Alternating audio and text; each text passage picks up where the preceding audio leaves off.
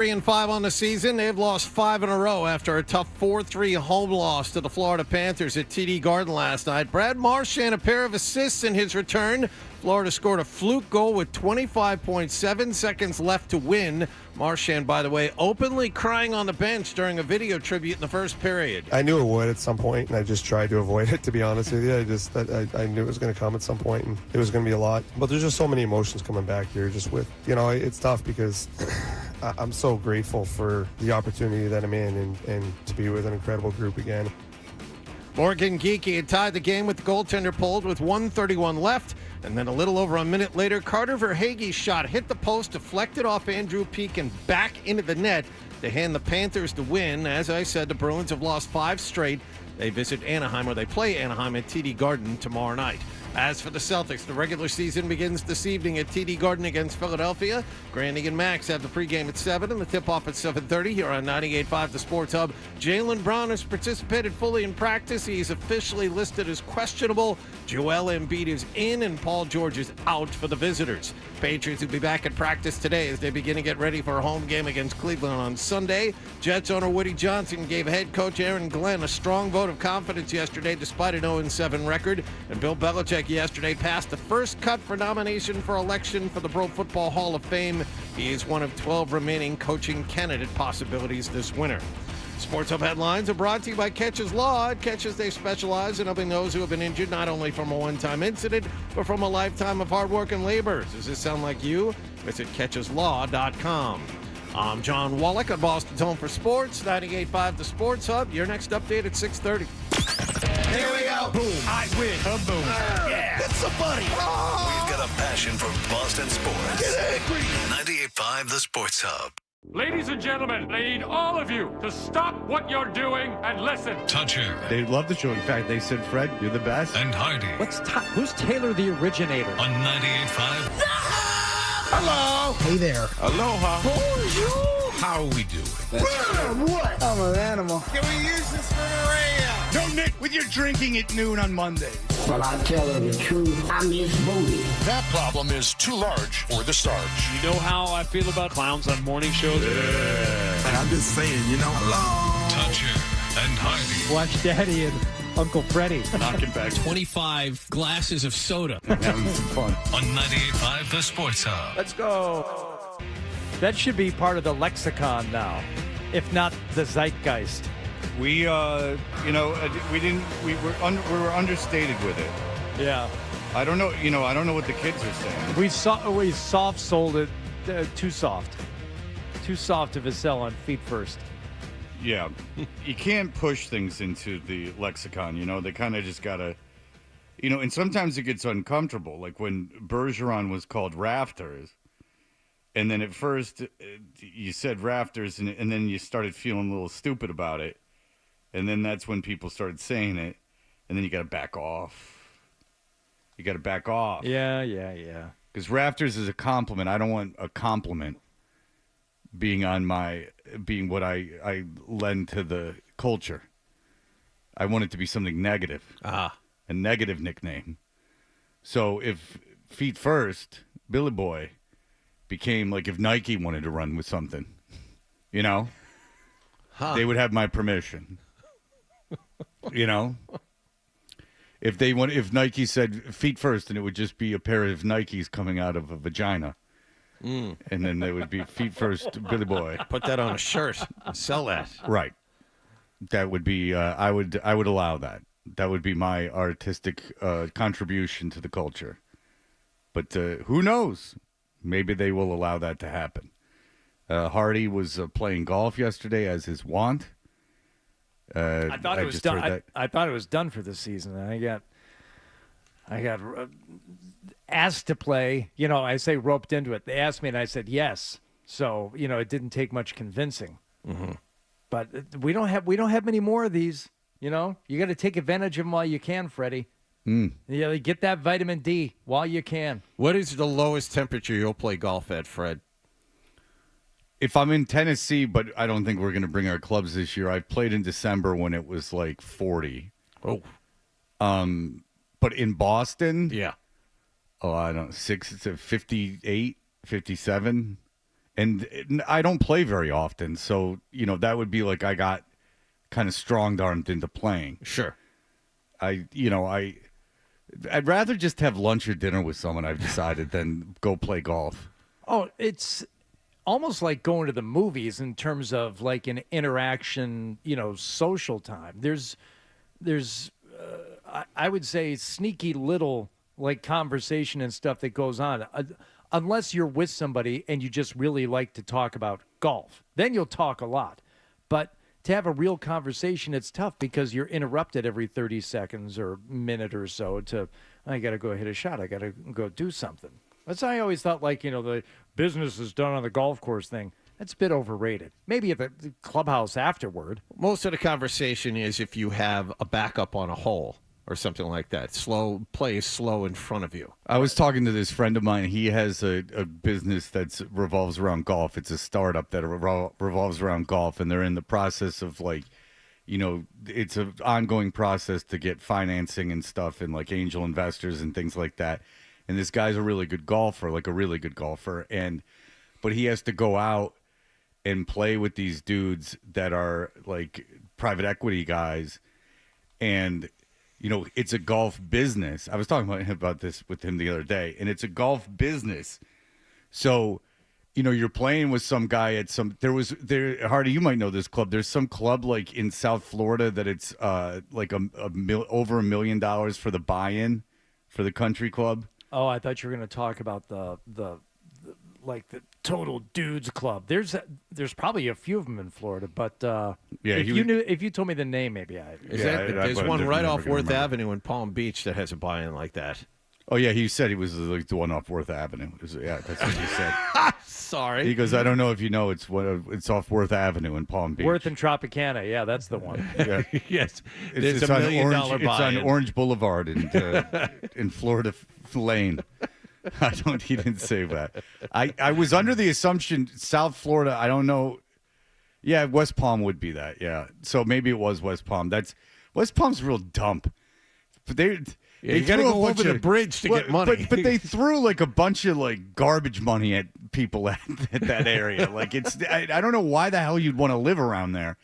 It's just all like gold fixtures. I don't know. I wouldn't want to live around amongst those people if I had that amount of money. Is it the Shell Bay Club in Hallandale Beach? Because their initiation is now up to $1.35 million. Yeah, that was it. Yeah, I think that was it. So anyway, God. So he plays this. He's playing this guy, not playing against him, playing with this guy, and it's under the like getting a lot of money from the guy. Like you're so. But if he sucks, and he was saying like he was 3-putting like on the first couple of holes, and because you're in your head like if I suck, this guy's gonna go like. You're in the golf business because it's like it's a product that is involved like with like playing the game. Like it's supposed to make you better. It's a whole deal. It was at the like British Open. It's like I don't. It's like a whole situation. It's not like a club or like a training tool. It's like a whole thing that clubs have to buy. To my understanding, it's a whole fancy contraption with like all kinds of stuff involved in it. You don't buy it as a person. I don't think you would buy it as like a club. Put it on your practice range and stuff, whatever. But he's asking for a lot of money from these guys, and so when you go out and if you start spraying the ball all over the place, the guy's they're ultimately gonna think, and anyone would, like, wait, you're selling like this very intricate, high tech training. Like tactile training thing. It's not like a computer, like a tactile training thing that has computers involved in it, but like a expensive, very expensive thing. And it's this new development, and it's supposed to revolutionize golf. And you're spraying the ball all over the place, like So there is that pressure.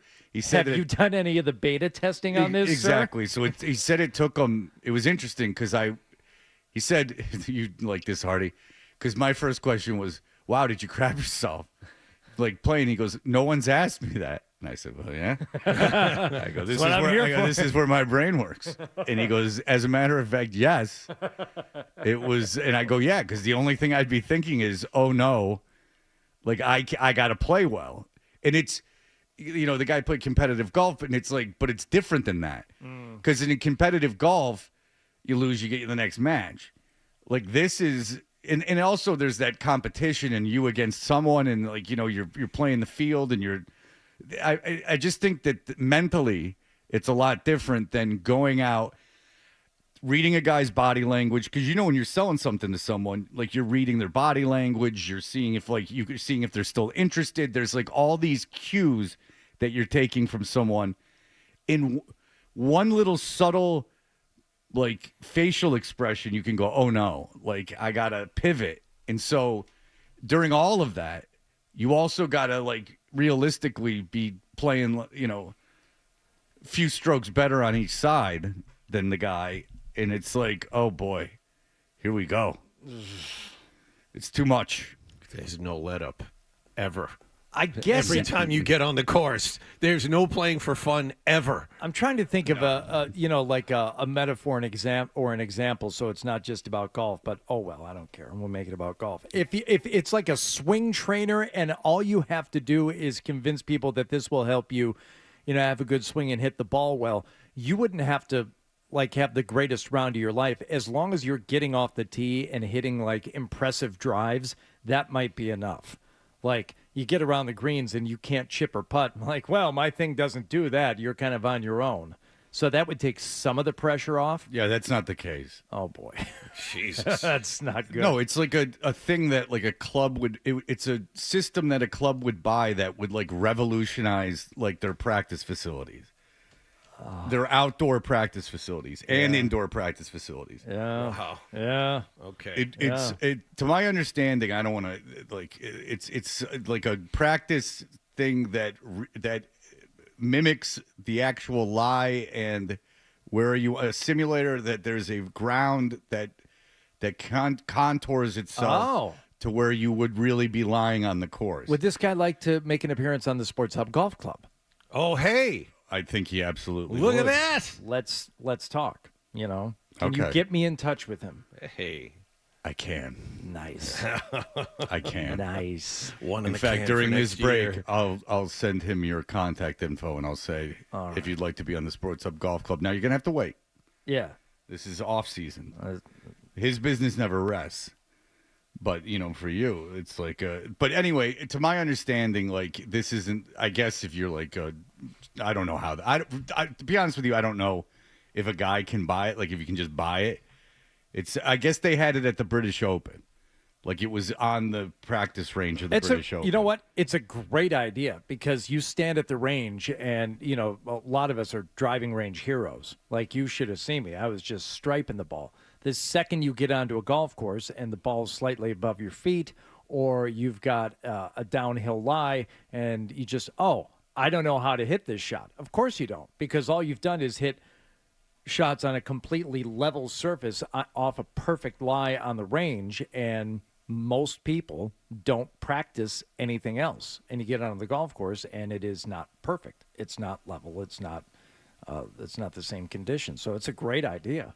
Yeah, and that's just my, matchbook understanding of it. Like I haven't really like looked at it. I'll get into the weeds with the fella.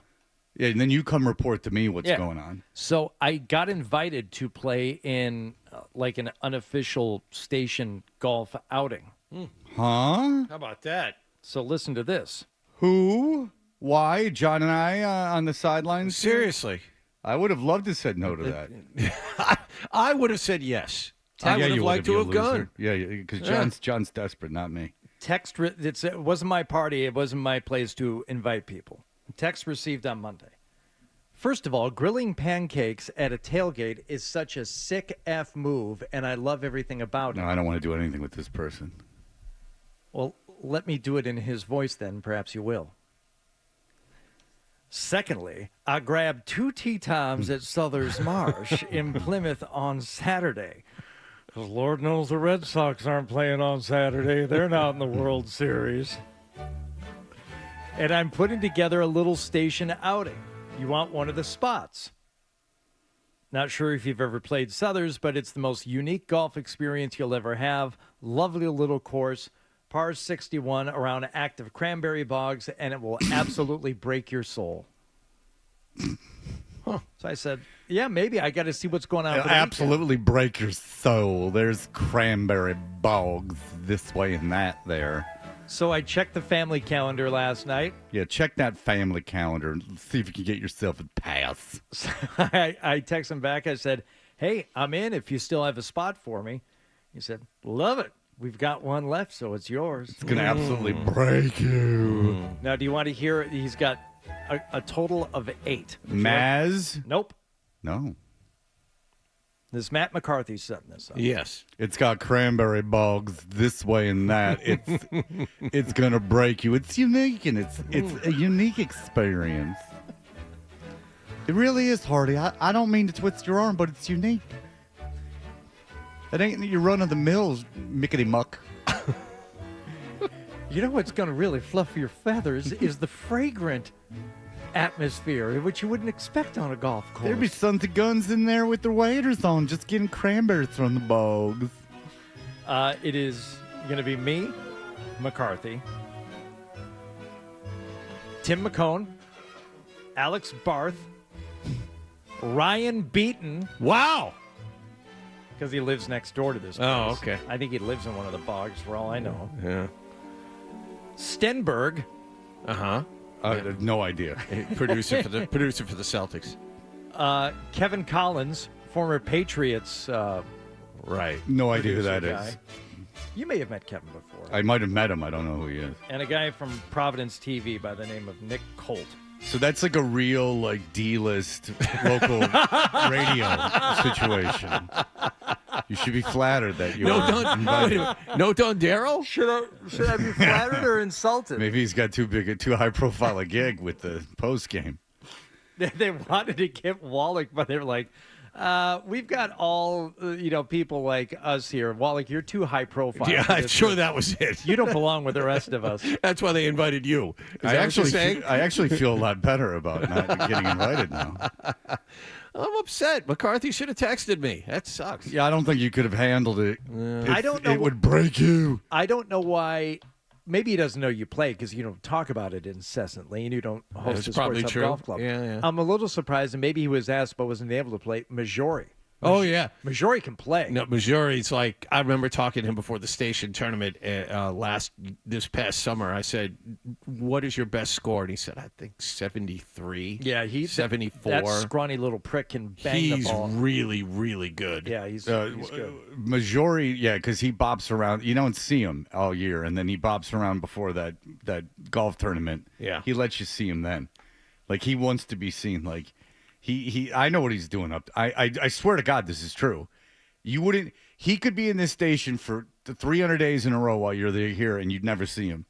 But that golf tournament, he wants you to see him right before it.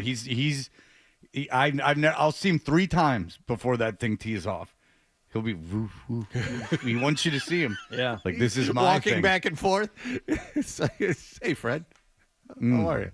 He's got a lot of game, though. I mean, he's long off the tee, but he can, he's a magician with a wedge. Oh. By the way, this guy that I was that was selling this stuff was pissed that he shot like a 39 or something on the front 9.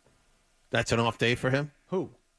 The guy who's selling a 37. He was pissed that he hit a 37 on the front line, and he said he got his game back on the back 9. The guy that's selling this stuff. Oh, tell him to shut up. No, but the part was that's how good he's got to play. Yeah. He feels. I can't believe that that's actually the text that he sent you. He really is that guy. Why would he tell you any of that stuff? Like, instead of just like, there's a golf outing, we're going to play at this place in Plymouth. Would you like to play? It's this like flowery. You just read it starting with secondly there. Secondly, I grabbed 2 tee times.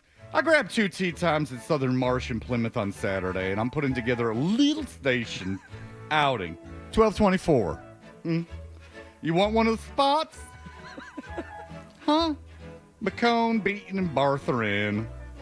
Not sure if you ever played Southers, but it's the most unique golf experience you'll ever have. Just a lovely little course. Par 61 around active cranberry bogs. It will absolutely break your soul. Mark it down as 10-4 Hardy. I don't know if I have one guy I know that would send a text to me like that. Now, McCarthy's obviously got way more friends than me, and I like McCarthy too. I'm busting his balls. But that you have to admit that's quite a text message to invite you to play golf. I'm really excited for it. And the only thing, I mean, it was all family stuff that was going to prevent me from doing it. And then I got a text last night from the same group I played with yesterday. These two guys, I'm not saying who, Jimmy Reynolds, John Wynn. They want a rematch against me and Joe because we took all their money yesterday. Oh, wow. And they want a rematch Saturday morning. I'm like, sorry, I'm heading to Plymouth. I'm going to go drive an hour to go play for Souther's Marsh. Route 3, fantastic. Enjoy. They had a Super Bowl commercial, Souther's Marsh.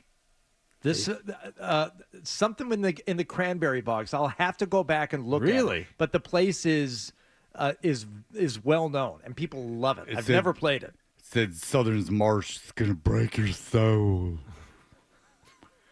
Ooh, what are you? I'm the golf course with bugs. What are you up to? I'm breaking souls. Alex Barr. It's going to be my whole day. Yeah. At least an hour to Plymouth, right? Oh, sure. Oh, sure. Oh, yeah. Yeah, that's not worth it. And you're not getting away after the round. They're like, come on, let's oh, no, he's getting away after the round. Oh, you why could they quick make him goodbye stay? Afterwards? I'm going to go over to Beaton's house. I want to see how this kid lives. You say house as if it's I don't know what your definition of a house is. Something that a hobbit lives in. He lives like in Middle Earth or something. We know next to nothing about Beaton. That's a good point. It's got he lives in some kind of movable place, something that's on wheels. I don't know if there's 4 in the back or if there's 8 total. I'm feeling like a parental situation. Oh yeah, Ryan lives with his parents. There's no question. Okay. Yeah. I mean, why would he live that far away? That sounds like his parents live in Plymouth. They enjoy being down there, and then their son won't leave. It's like a real nightmare for them. Yeah, Beaton is a real nightmare. Well, for his son. he won't leave. maybe they want to walk around naked. And Did then you ever the get in kids trouble, like in a high school? Have you ever been in trouble? No, not really. Oh my God! Good for you, buddy. It'll break your soul. Wow. All right. We will be back in just a moment with everything that happened last night, including Brad Marchand's return to town.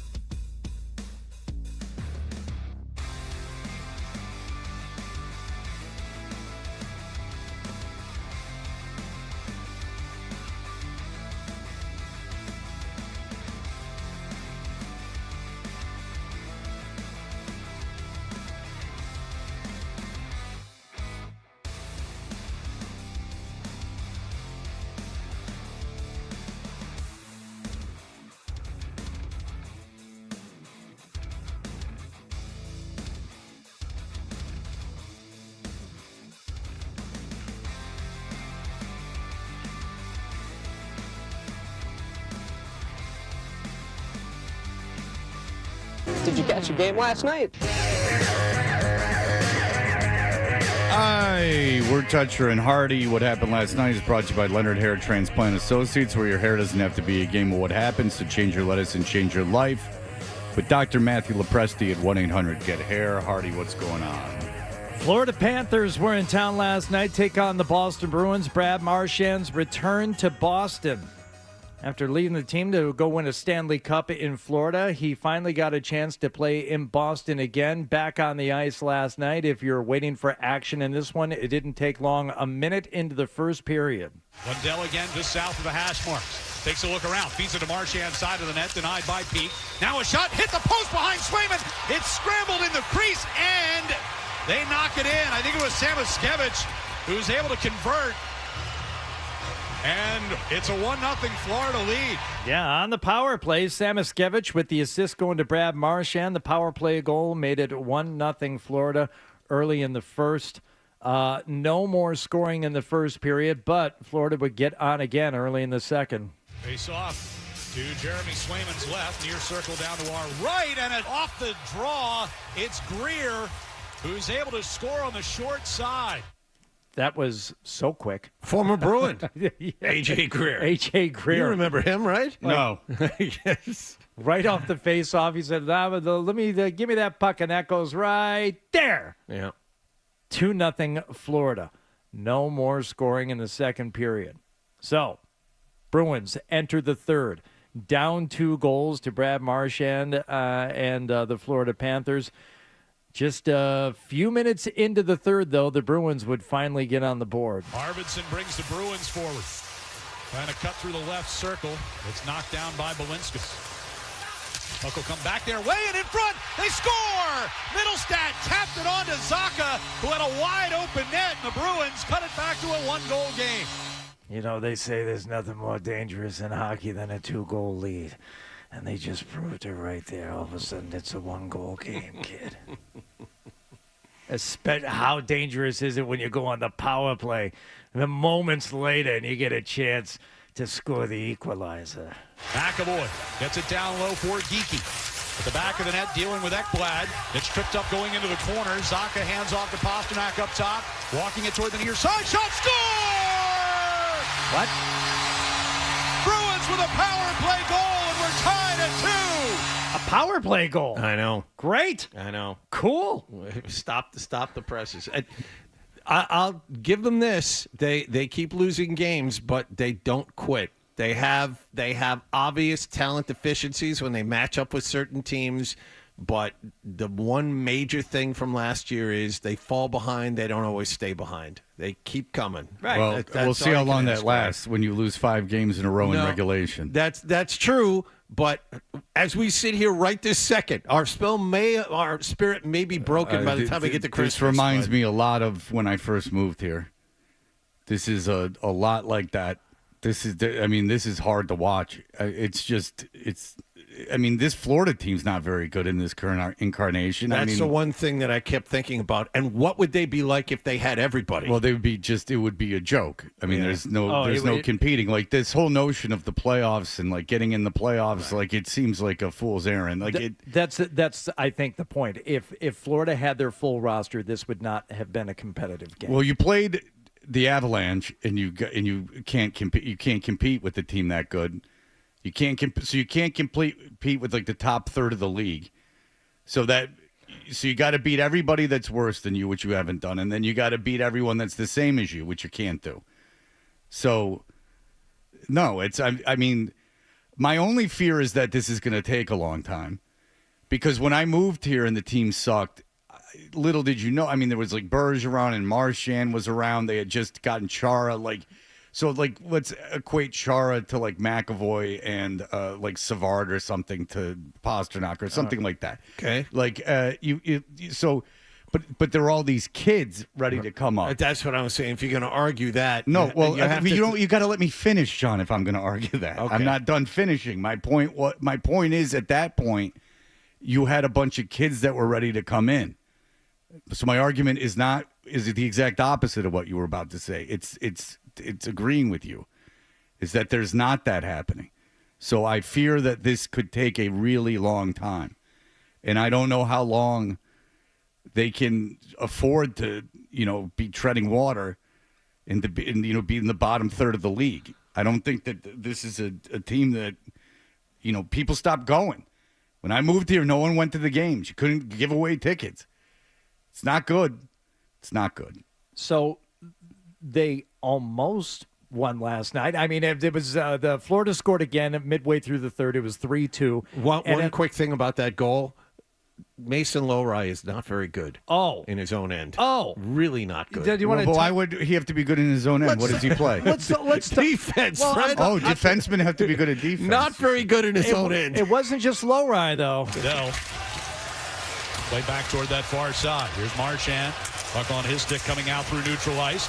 And now Lustarin able to get behind Lowry and shoots and scores. And Lowry smashes his stick over the back of the net as Florida takes a 3-2 lead midway through this third period. Was that when Lowry and it was Jeannot both got their stick on the puck? It was more Lowry, and Ryan didn't sell it right. He didn't go behind him. He went through him. Went right through him, skated past him, and scored. It was ugly. Isn't it weird that guy's made it all the way to the NHL, and then he's just standing for his there? Offensive abilities? Right. And how many goals does he have this year? Not a lot. I don't know if he has one. I keep hearing he's good. Yeah. Well, he was really good offensively last year. The thing is that he's tall. And if you look at that Atlantic division, I mean, who in that division is that good? Tampa sucks. Buffalo sucks. Ottawa is terrible. Florida's all banged up. Montreal has kids. Detroit has kids. But Mason Lowry, 9 career goals in 136 games. Yeah, and I don't think he has a goal this year. I don't believe he has a goal this year. He does not. I think I knew that. All right, so the Florida's up 3-2. We got a minute and a half left in the game. It's not looking good. Off the face-off, McAvoy. Got it back over to Pastrnak. One-timer rebound, score! Geeky! And we're tied at 3. Yeah, minute and a half left in the game. Minute and a half. All right, let's go to overtime. Let's see what happens. Let's get a little hot 3-on-3 action let's just here. sit on the puck. Let's just get this overtime. Let's get our four point. corners. Let's just do it. Maybe let's get our point. Oh Can my you do God! that in hockey, 4 corners? Let's. You've watched many games where they're going to make sure they get the point here. If I've lost 4 in a row, I might be thinking about getting a point. Yeah. I was kind of excited. I'm like, you know what? There's a real chance that neither one of these teams scores in the overtime. We'll get a shootout, and we'll get Brad Marchand with the puck. This is going to be fun. Yeah. Wait a second. There's a whole 90 seconds left to kill off in this game before we get to any of that. Now the pass back the other way. Centering pass here for Verhaeghe. Hit the post. Ricocheted free, and they score. With 25.7 seconds left, the Panthers retake the lead 4-3. Off of Peake's skate. I've watched that 5 times, and I still don't know what happened. I know it hit the post, and I still don't know what happened. It happened so quick, too, and the puck fluttered in. It really you'll never see that it hit again. the post. Peake was out in front to the left of the goalie, and I think it went off his right skate and back in. But it looked like the guy behind the goal got his stick on it. Like everything, it just...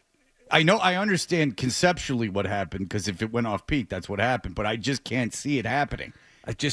When that happens, usually the guy's standing right in front of the net. And, the goalie didn't see it. Peake was standing, 10, 15 feet out? And it still hit his skate and fluttered directly back at an angle into the net? Yeah. You never see that. I wonder if it's Swayman's fault that puck got over his shoulder or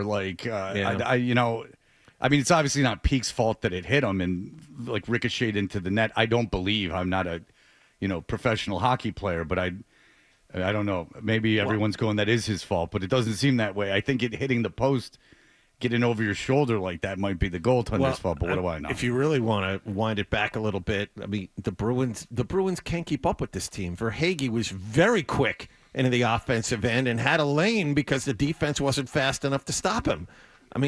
These are the obvious talent deficiencies that the Bruins have. They were all spotlighted last night. But by the way, Swayman had to make a great save just to keep him in it when they went down 2-0. And you would think that the defense would be the strength of this team. But I guess in two-way play would be the strength of the forwards because they're so poor offensively. So if you can't play defense and you can't score goals, exactly what are you doing? I mean, there was certainly a bad fight. I mean, you had that. Yeah. By the way, the guy you brought out to participate in that fight, that's what he does, and he wasn't very good at it. Well, listen, he wrestled him down. I mean, without throwing the punch that connected. I wanted to sue the team because my son was under a blanket, like looking at his phone, and I'm like, "Oh no, there's a fight! Look, there's a fight!" And then he looked at the fight, and then it was that bad, and I've made me feel bad about myself. I want to sue the team. It was just a little insult to injury. Once that goal was scored, they couldn't get the clock to work. It showed 2 minutes and 65 seconds, That's right. which is not how time works. And they just went old school. They said, we got an hourglass somewhere. Let's just tip that thing over. We'll set it on the scorer's table. And when that runs out, the game is over. They literally kept the end of the game on a stopwatch because they couldn't get the clock to work in the stadium. Great. So, NHL does it again. Bruins lose their fifth straight game, 4-3 to the Florida Panthers. says, it sounds like the Bruins are going to break your soul. Very good. Well, the story of the night was Brad Marchand, though, and his return. What did he have to say? We'll find out here in a moment. Essential Sports Hub headline presented.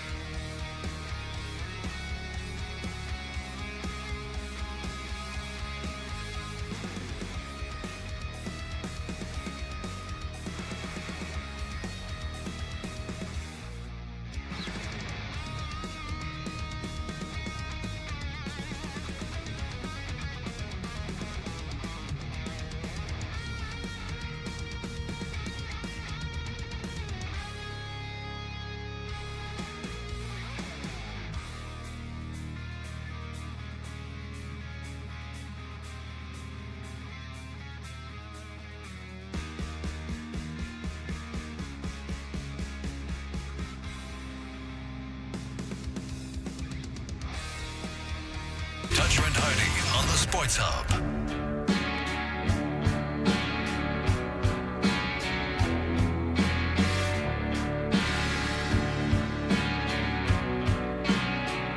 Hey, we are Toucher and Hardy. Hardy, what's going on? Obviously, a big night for the Celtics, the big night for the Bruins last night with Brad Marchand coming back. Yeah, the video tribute that aired on the big screens there early in the game. They actually stuck with it on TV, which was nice, so everybody could see it. And you get to see Brad Marchand just turn into a big blubbering baby. I was trying not to cry. That was what I was trying to do. And then, as soon as I saw my kids on the screen, it kind of hit like a ton of bricks. And, I just, the memories and, the emotions of everything, just the years and the, the incredible times. And it just kind of come pouring into your memory. And it's just crazy to see. Yeah, pull it together, kid. My God. Yeah, he was a mess. Look at him there. Stop it. Someone hand him a towel. Cover your face. Did you ever start thinking that, like, if anything could make you cry like that? Like, if you went somewhere and they did, like, a retrospective of your career, that you would start crying? Obviously, I'm kidding. He was emotional. But no, but I tried to put myself in that position. Maybe I'm just too old. I'm like, I don't know that I would have that reaction. Until he said just there, it's like when he saw his kids, that's when he lost it. I'm like, now I kind of get it. No, I'm not. I'm actually a little envious of the idea that he would get choked up at something like that. It's just I can't even like relate at all to that emotion of seeing something and like it being so moving that you start, like, something about yourself that's so moving that you start crying. I told you the only time that I really, really got emotional with my daughter moving out had nothing to do with the move-in day or leaving her or any of that stuff. It was a few weeks beforehand when I saw that couple in a store with a little girl that looked a lot like Katie when she was that age, holding the same toy that she used to play with, and I lost it. I just lost it. I can't stop crying. Yeah, and that's when I made an absolute ass of myself. I actually talked to the guy, and I just wanted to say, you've got a beautiful family. My daughter, looks a lot like your daughter, which she did, but she's going off to college, and that was her favorite toy, and I felt myself like starting to well up. Well, first of all, that's loss, so that makes more sense to me. But also, I remember when Milo was really little. We were on the beach. My ex-wife and I were at the beach with Milo, and this woman with her, like, 18-year-old daughter came up to us, and she was hysterically crying, saying it was the summer, and she was hysterically crying, and she was like, cherish this time. It goes by so fast. My little girl's going off to college. And we went, what a lunatic. Like, look at this lunatic. But your daughter leaving is like a loss, right? And it's also like you getting like older. Like there's a lot to it. Like it's just that's like almost grieving. Maybe it's like it has to hit you at an unexpected moment. Like he knew there was a video tribute coming, but he's in game mode, and it's like, hey, let's stop the game and show pictures of you with your kids up on the video board, and he just lost it. So I do understand it. Well, no, I understand it too. And also, I never have had, 17,000 people standing on their feet, honoring me. Oh, I have. Going ballistic. I would imagine wonderful. That's a wave of emotion that I'll never experience. There have been a lot of players that have come back here and gotten video tributes, and I've never seen anyone openly crying on the bench when one is happening to them. And Marchand is far and away the most emotional out of anyone that I've seen that has come back here and gotten a video tribute. And the other part of it is, I don't know how you reel it back in and go play after that if you lose it to that extent. Well, 2 points last night. He was all right. 2 assists for Marchand. He's playing the Bruins. You just have to be on half a tank. Final thing on Marchand here, at least for the moment. Is he ever coming back? It's a place that it's an organization I feel like I'll always be part of in some capacity down the road. I'm sure, like me and some of the guys will have some conversation, and Bergie and Z and Duke's Crater, whoever wants to jump in, and we'll all come back together. Yeah, they're all still milling around. He'll be around. I mean, Bergeron and Rask and Chara, they're all Never Stern. leaving. They're all no. Bergeron, Rask, and Chara never leaving. Well, Chara's a lifer. I mean, Chara, especially Chara, is a lifer. They gave Rask a job. I see him. I'm not positive what he does. I know he's got to wear like nice clothes. At the golf course? I haven't seen. I've been there like twice. They This give year. him a job. Is he one of the cart kids? No, I see him at Buffs more than anything else. No, they gave him a job with the Bruins. Like he's like a liaison of some sort. When Like he told me Bork- what the job was. I'm like, I don't have any. He was kind of like, yeah, I know. That's the thing. When Bork finally retired and came back, he was that. He wore a suit and tie. He glad-handed all the sponsors in the boxes during the games. He was just around. That's what Barry Sanders does for the Lions. Yeah, it sounds. And very Calvin Johnson does for the Lions. That's the thing. He's the ambassador to sponsors, for lack of a better phrase. Did you see the Barry Sanders commercial during the Lions game? What is it? I forget what it was for, but he's in the back seat. Yes. Yeah, and it's Not a great actor. I see. I thought he delivered that line perfectly. Mayfield's in the front, right? Yeah, it's like a Heisman thing. Yeah. There's a mascot driving the car, and they get pulled over, and they're like, "What the hell is this all about?" No, he didn't say hell though. He decidedly does not swear. He says something like corny, like darn or like shucks or something like that. Well, Sanders is in the backseat. His first line, I think he says, I bet it's about the horse driving the car thing. Like this has happened before. Right. Because there's a guy with a horse mascot. I see. But it's better than I'm describing it, John. It is, and it doesn't help that this one lets nothing. It is not better than everybody anything. shut up. I love Barry Sanders. I hope you're right. Well, it's a commercial. Allow me to temper your expectations. Darn it. You suck. God, I hate you.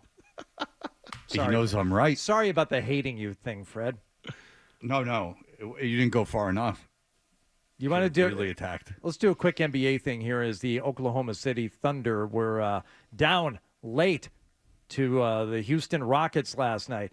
But, oh, wait a second. They have the MVP still, don't they? Shea in the open court, crossing the timeline with 7. Stutter steps on Thomas. Thompson pulls up, fires a lean-in 16-foot jumper. Got it! It's tied at 104.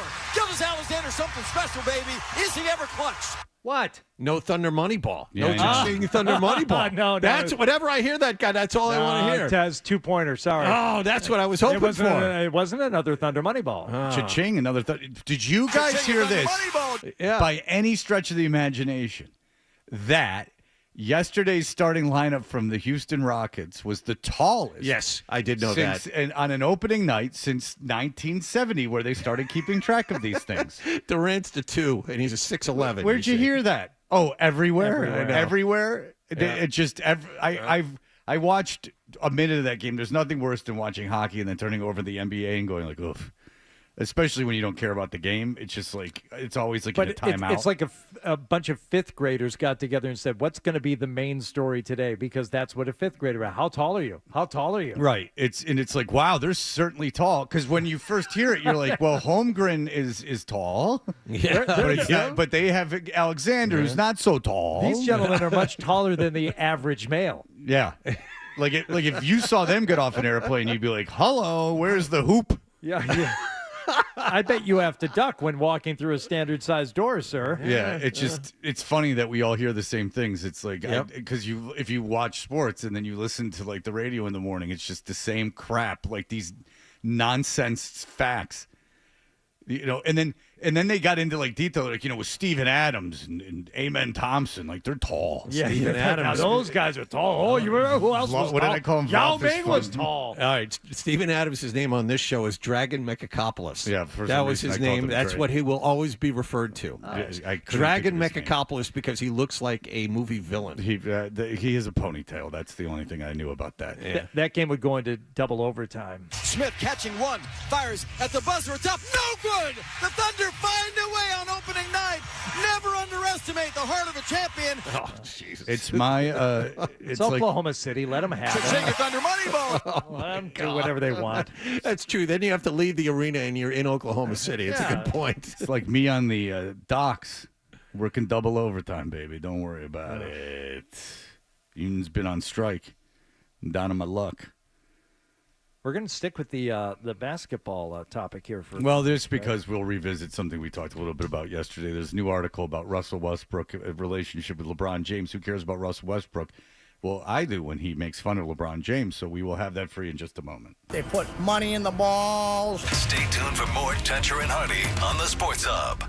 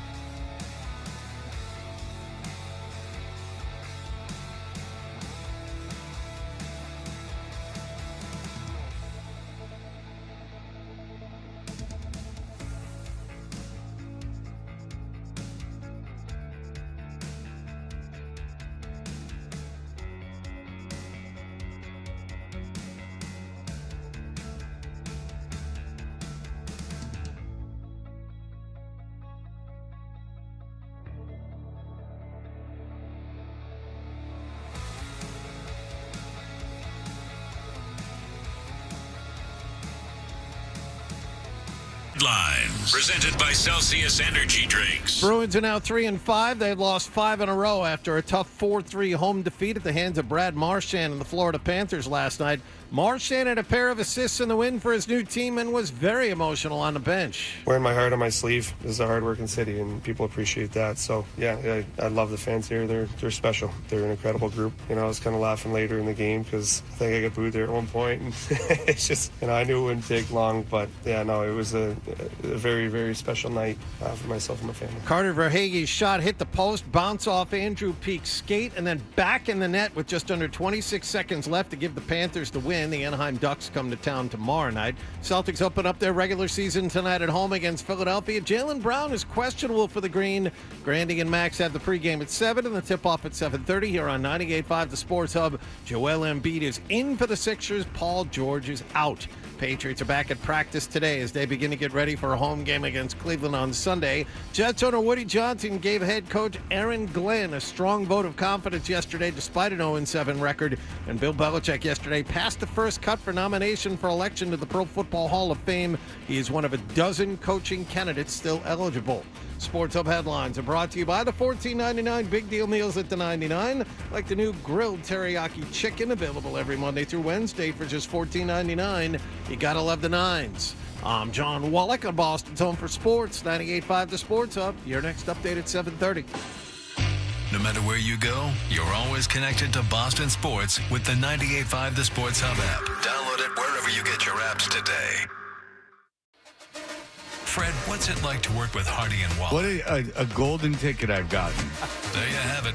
Toucher and Hardy resumes on the Sports Hub. The horn sounds, and game one is in the books, and Golden State has come away with a win.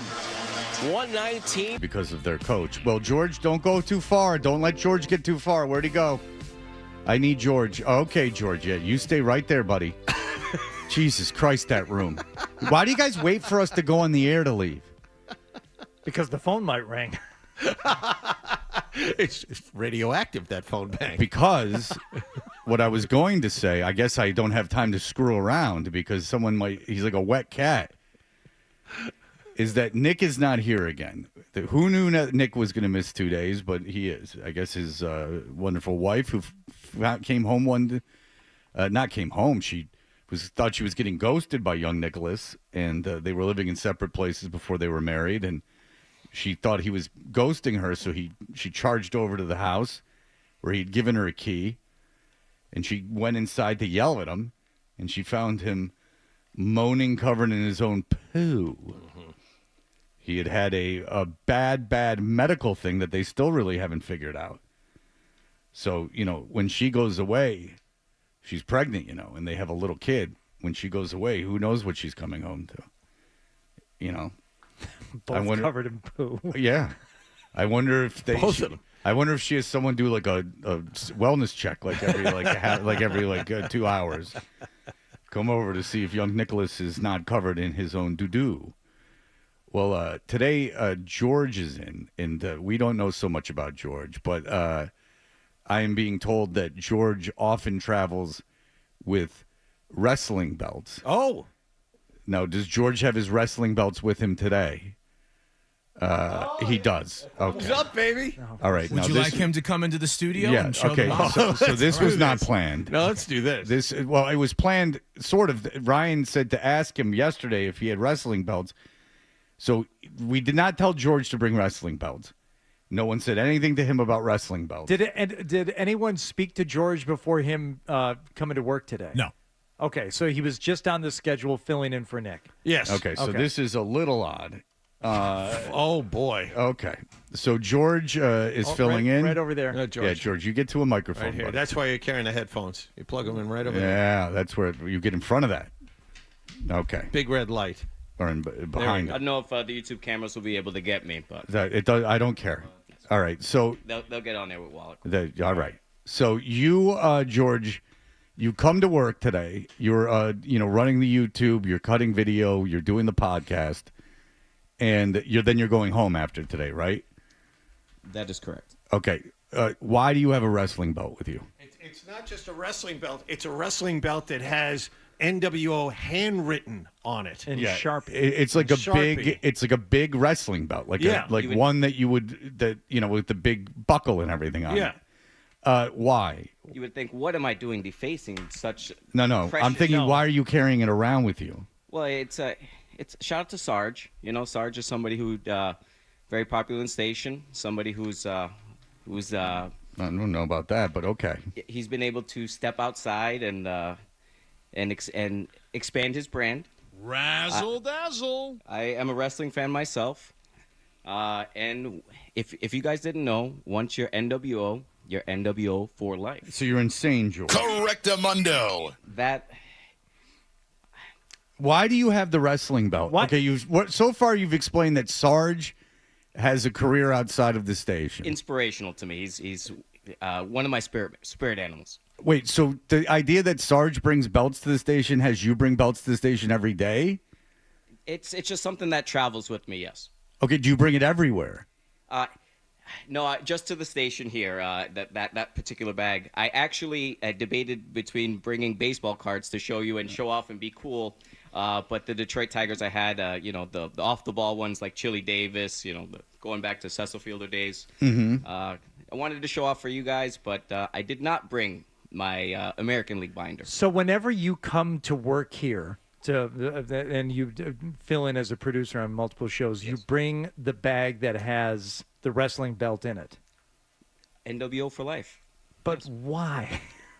Well, it's this does not weigh too much, so it's not an obstruction to anything. So it's just something that gets put in the carry-on. Okay, but do you take it out at night? No, it just stays in the bag. Okay, so it's just always in the bag. Correct. Okay, so did you even know it was in the bag? I do know, yes. Okay, if it wasn't in the bag, would you freak out? I would have inclination that it was missing. I would notice it, yes, but So I would not freak out, no. Is it like a security thing? Like you like having that? Like you like to touch it if you're nervous or something? No. Well, I have the moniker of the People's Champ. So I am a champion of the people. And okay, George, you sound insane. I'm really trying to help you. Zoe gave him that name. That's Okay. Zoe gave him that. All right. Okay. This belt is emblematic of me being a champion. So having the belt, you could challenge me to a duel, so to speak, and you can win this championship belt if you were to beat the People's Champ. But I am undefeated. It's like a Missoula thing. Wait, what's going? Does anyone understand what's going on? He's challenging anyone out there to a fight if they want that belt. So you want to fight people? Is what you're saying? Exactly. Okay. You realize that the real world is real and not wrestling. Are you a Taekwondo guy or something? Are you one of these wrestler fellas? Like not wrestling, like fake wrestling. Are you like one of these Rogan types that? I retired orange belt. Okay. Karate, yes. Oh, all right. So you legitimately want to fight people? It's just symbolic of. I'm the champion. If you want to challenge me for the belt, you can claim the belt. How would someone challenge you for the belt? You would have to challenge me to combat for face to face. What if it's a discipline that you're not schooled in? Say I were to challenge you in push hands. Would you be willing to accept that challenge? For the belt, no. It'd have to be wrestling. 1, 2, 3, pin or something. Has anyone ever challenged you for a wrestling belt? No. I did like the 98.5, the battle that we did, the battle raps. I don't know if we'd ever bring that back. But well, that's not wrestling. That is not wrestling. So if John wrestled you right now, you'd give him the belt if he beat you. I don't think he'd want it, but yeah. So, but what you're saying? He'd have to. What's going on? Do you want to wrestle someone? Is that what you're saying? I'm a big wrestling fan. Yes. But you want to wrestle someone like today? Probably not at my advanced age, no. Okay, so you don't want to give the belt to someone who wrestles you. It's just something that is in my bag, yes. Do you want? Let's say someone were to really do it. Does anyone understand what's going on? Adam makes perfect sense. I don't know what your problem is. I have a question. This is a good segment. Keep it rolling. Do you want to wrestle somebody like Greco-Roman style, like Olympic wrestling, or do you want to do like the NWO wrestling? A combination of the two. Because one of them is, How old are you, George? Performative. I'm 40 in January. What date? The 20th. A week after. Oh, 4 days. 4 days. Apart. Right after we go. Everyone knows my birthday. This is fun. You're 40. And you have kids, right? I do. 6 and 4-year-old boys. Now, what if they challenge you for the belt? Then You're probably a fun dad because you're always wrestling around. Like you get a similar mentality to them. Correct. I do love it when they're piggybacking off of what I do. The 6-year-old's getting into the sports. So see, I would encourage my kids not to do what you do. I don't want them carrying around a belt, but I will say this. That if your kids want to do it, that's fantastic. Zoe, who gave you the moniker People's Champion, what if he were to challenge you for the belt? I mean, that's a tough matchup for you. I'm going to openly disqualify myself. I'm going to hit him with the belt, and you can't win the belt. It can't change hands over disqualification. What else do you do for a living, George, besides work here? No, I work here full-time. And full-time? I live off of my sugar mama. Okay, and you bring the belt everywhere? Just to work. Okay, and if you travel, you won't bring the belt because that would set off that would be insane. Fred as opposed to this. Fred doesn't know this about you. What did you used to do? I was an account executive for my local station in Fitchburg, so I'm a salesman myself. But you also worked in the telephone industry. Correct, yes. As doing what? National Directory Assistance, something that with the advent of phones, you kind of don't need it. But you were like 411. 411, correct. And so when people would call in, you would give them the number. Correct. I might put in a little accent as well too, because I recognize the area code. So if oh, that's right. Hardy, he knows every area code. That's why I bring it up. Okay. So what are you better at? If we give you the city, you give us the code, or we give you the code, you give us the city? Either or. I'm a switch hitter. You want to?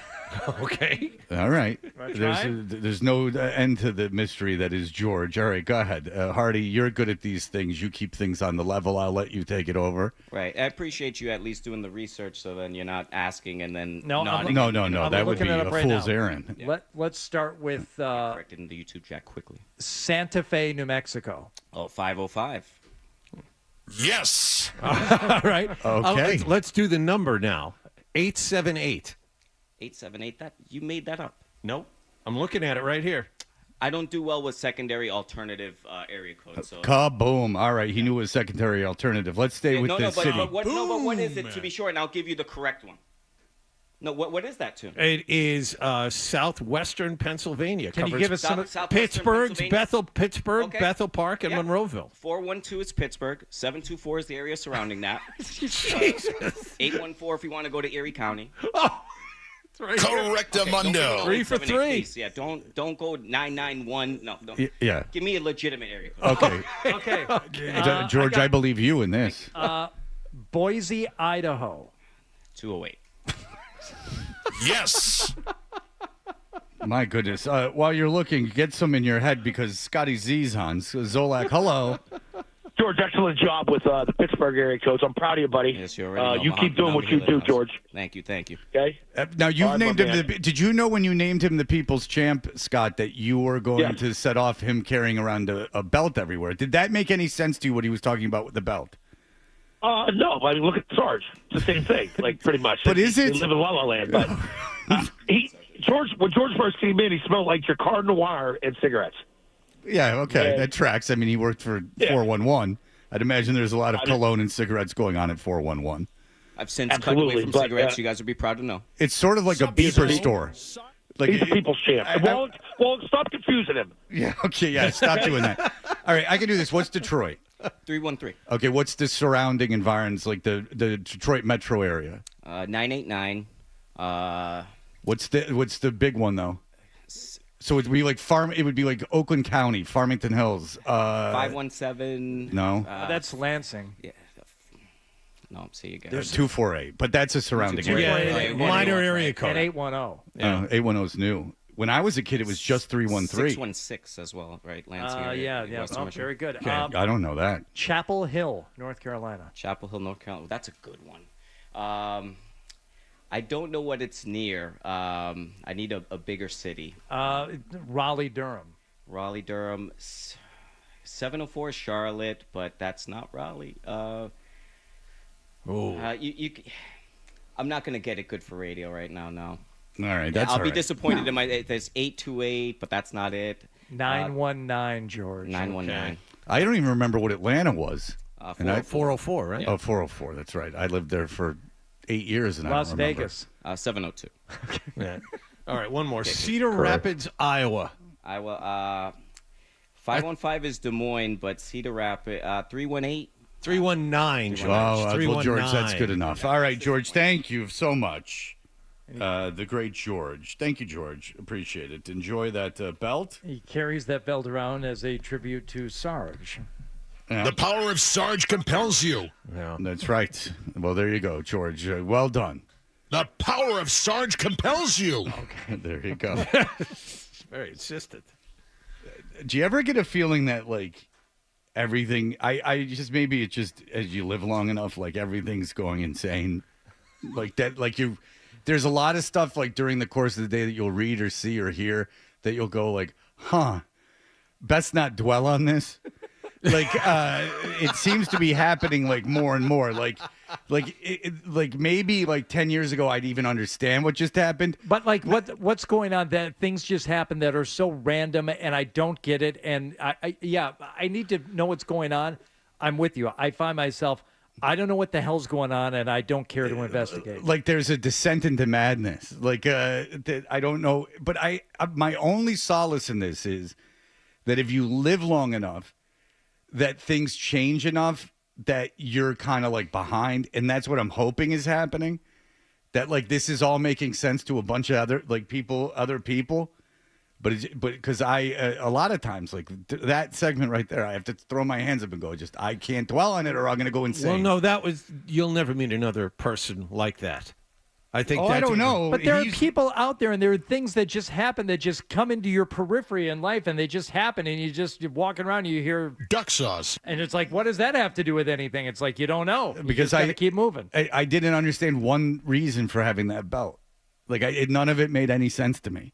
Well, it's in a bag, and he takes the bag with him when he comes to work because of Sarge, and he is the people's champion. Like, if I was someone high, wants the belt, they have to challenge him. If I was high, I'd be like freaking out because it made so little sense. You know, like, you would ask like a cause and effect, and then it's like this random answer, and then you answer to that, and it's a random answer, and it's like a Fellini film at that point.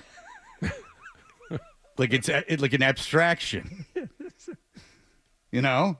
Yes. I'd be less. That's why I had to look at Adam, because you guys were focused on the air. I had to get someone off air to go, like, all right, let's cool it down. Let's get a chill tent going. I'd be less confused if Salvador Dali strolled into the room and started painting in front of us. I mean, like that, at least I get it. He's an artist, and he does that. If Alice Cooper was nude with an apple while Dali painted him, I would be a lot. At least I'd know art was going on. You know? I don't know what that was. No. Why do you have the belt? Well, I'm the people's champ. All right. Why are you the people's champ? Scott said I was the people's champ. Yeah. Okay. Why do you have the belt? Well, I wrote on it. Fair enough. I have 17 championship belts. Okay. Now, the cards I understand, because he's got a bunch of cards, and he shows them to me because he's like, look at my cards. And I go, oh, that's nice, George. There's a cause and effect. The belt I don't understand. But what are you going to do? I don't want to be killed. So let's just keep it at that.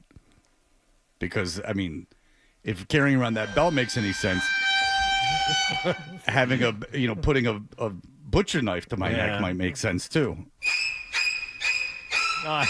So close to Halloween. George, for Halloween, just go as the guy who brings a wrestling belt in his bag to work. I think that will be okay. No one will mess with you. And then this wrestling thing that you wrestle with him, I don't know if he's kidding. I don't know what's going on. I don't know. So sometimes, we investigate it as long as I care to. Yeah, I'm about done with it as well. All right, we'll be back. Christopher Price will join us in just a moment. Follow that. More Toucher and Hardy on.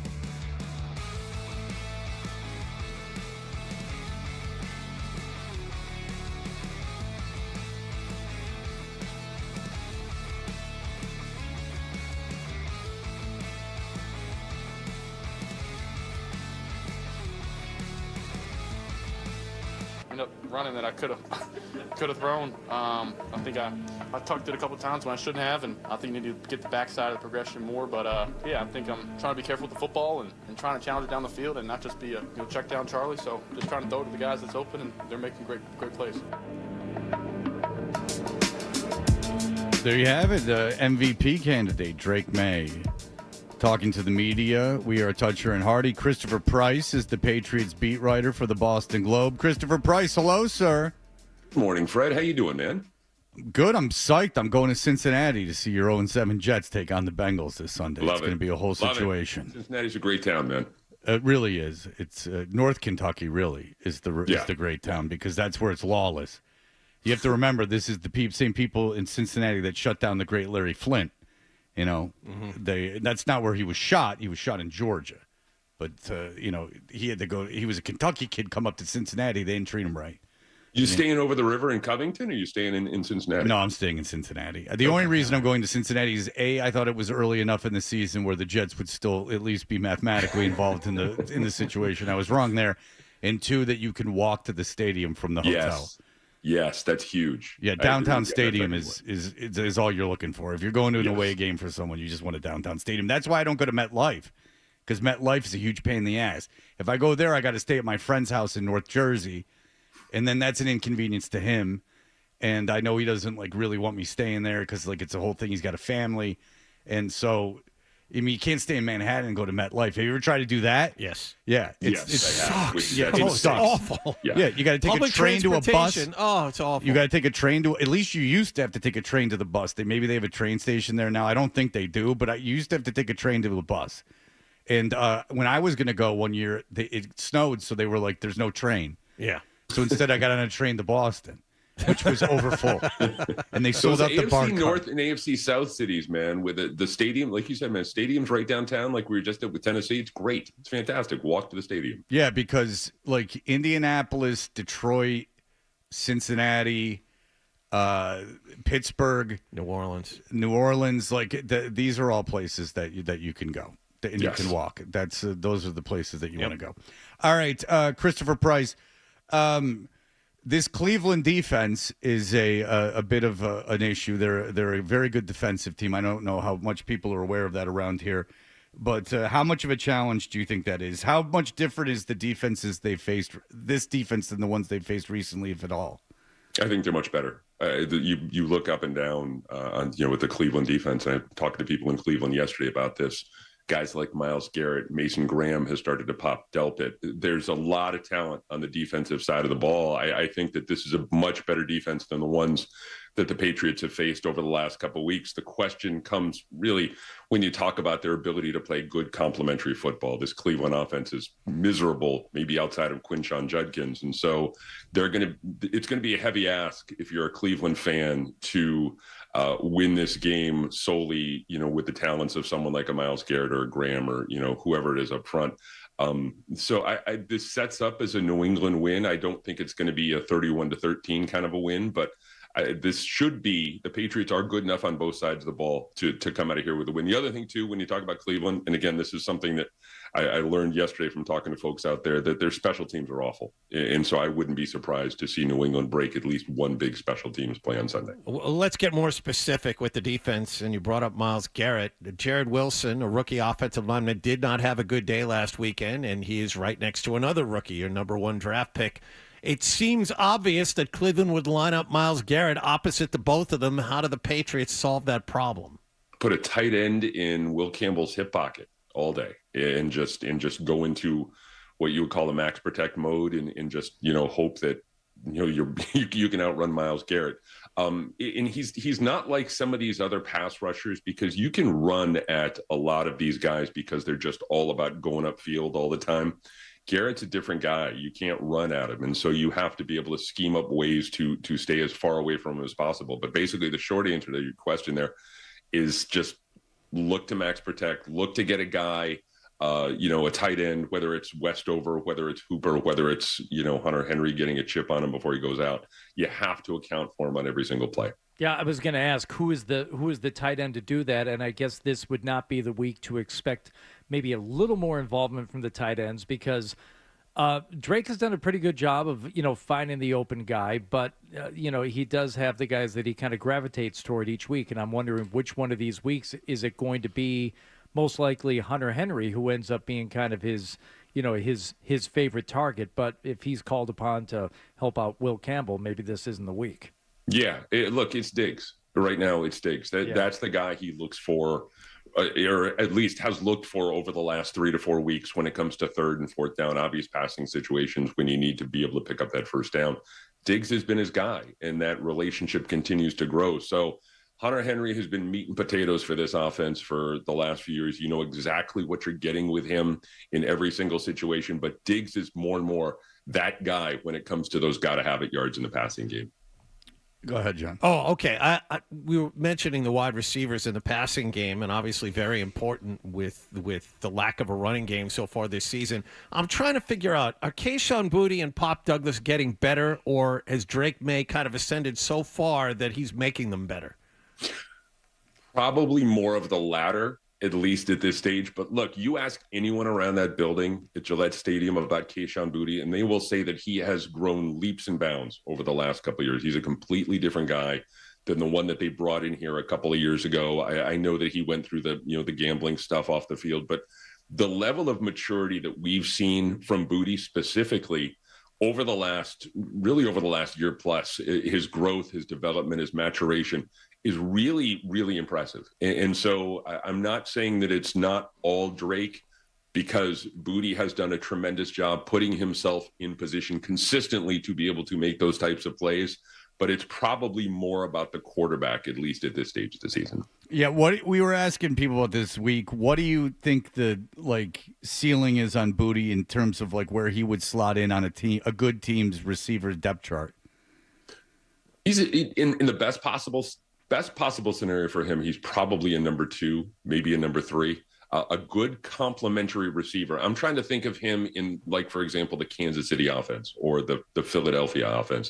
He'd probably be a number 3 receiver, but he's growing. Look, a very smart guy told me, Anthony Pleasant, when I first started covering the Patriots, he said, you're going to be what you're going to be in the league when you finish your third year. That's who you are. There's no more growth really that takes place after that. You're looking at a guy like Boutte who's now hitting his third year, I believe.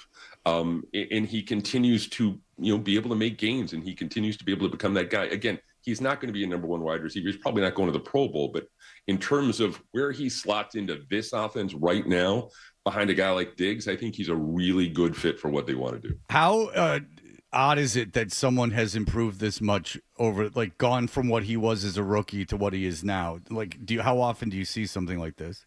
It depends on the situation. And look, I mean, the last 3 years, he's had 3 different offensive coordinators. He's had, 3 different head coaches. And so you like to think that maybe it's just a combination of the coaching staff, his overall maturation, the quarterback kind of emerging as a real presence in this league. So with him, there are a few different things at play, but it's relatively rare for a guy who is part of a static organization who things don't change around him to change like this. I think that a lot of those things, other things, come into play when you talk about Boutte's level of development through these first few years.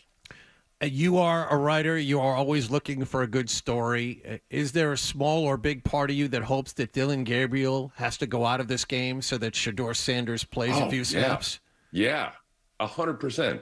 That was the hope when the Browns drafted him way back in April or May, and that Shedeur Sanders would come in here to Gillette Stadium and be the starting quarterback for the Cleveland Browns. Definitely, I'm still hoping against hope that Shedeur Sanders somehow finds his way into this game, because look, he's a great story. He's a compelling story. So yeah, look, the bottom line, and John, I think we've even talked about this over the years, as a sports writer, you don't root for a team, you root for a story, and that is easily the best story coming into this weekend.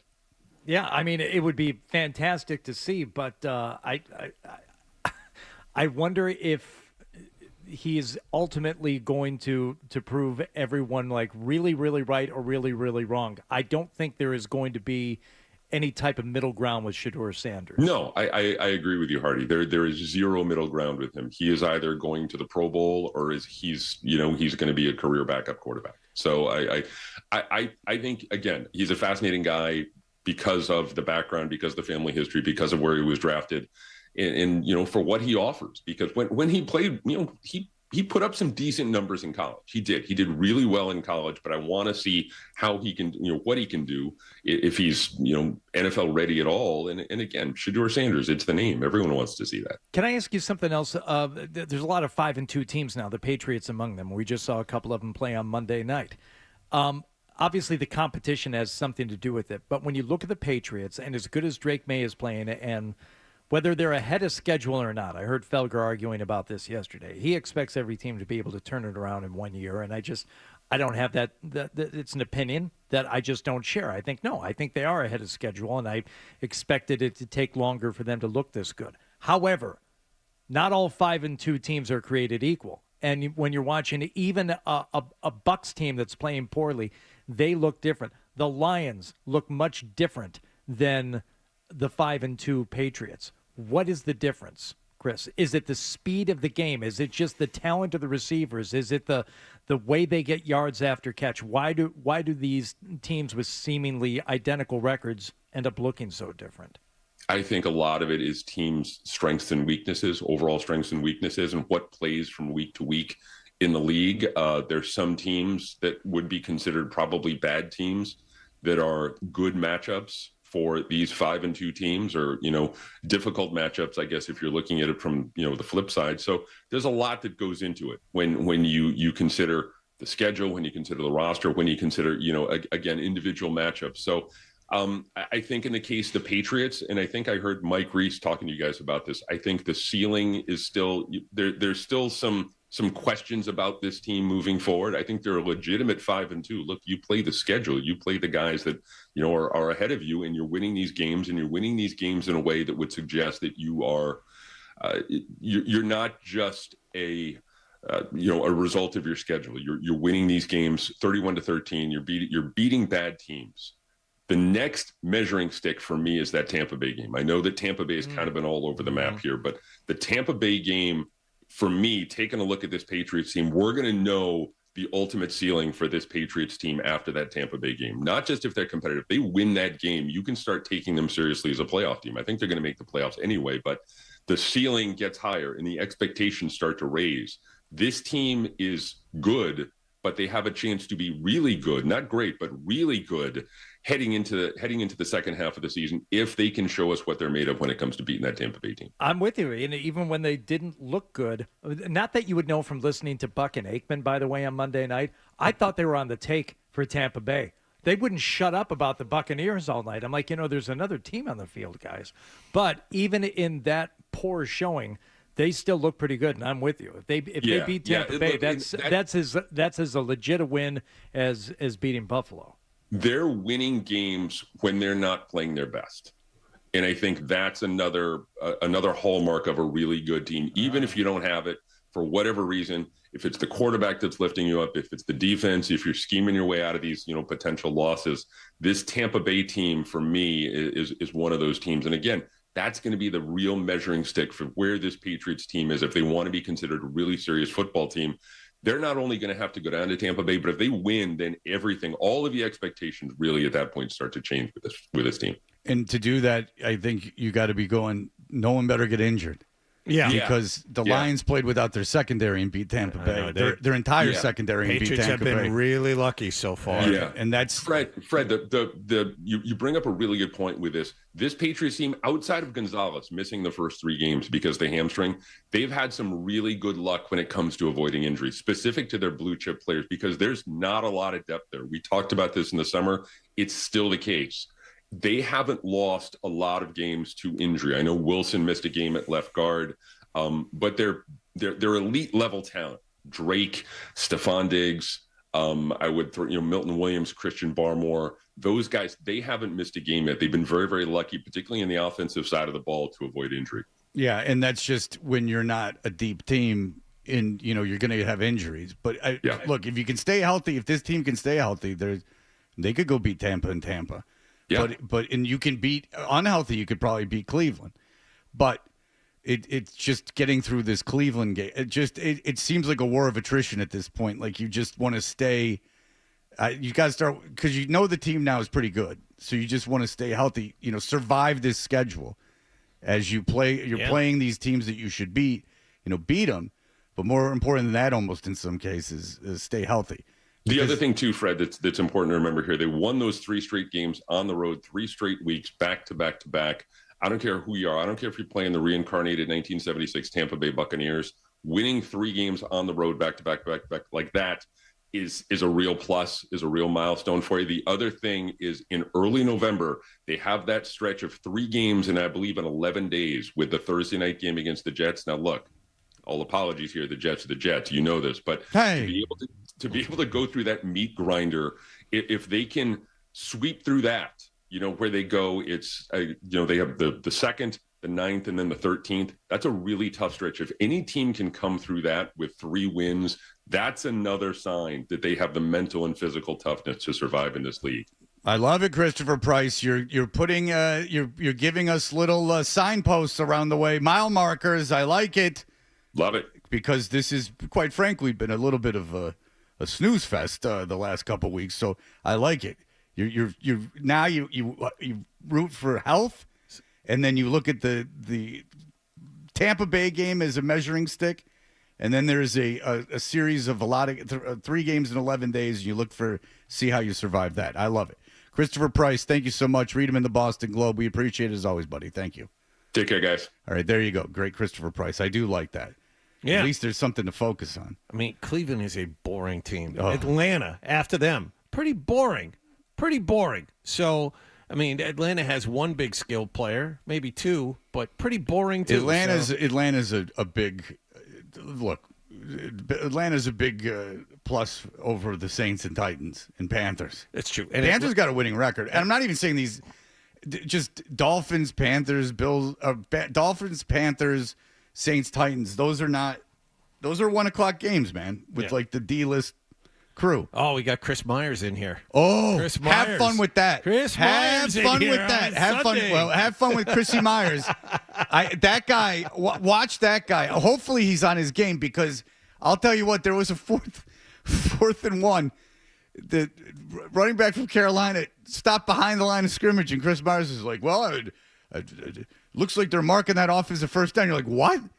He moved backwards, and he's like, I wonder if they'll challenge that. He's saying they didn't get the line again. Meanwhile, the Carolina defense is on the field. Yeah. And you're saying, what the hell you mean he's going to replay? And my son's going, what's your problem? Why do you hate the announcers? Because they're wrong.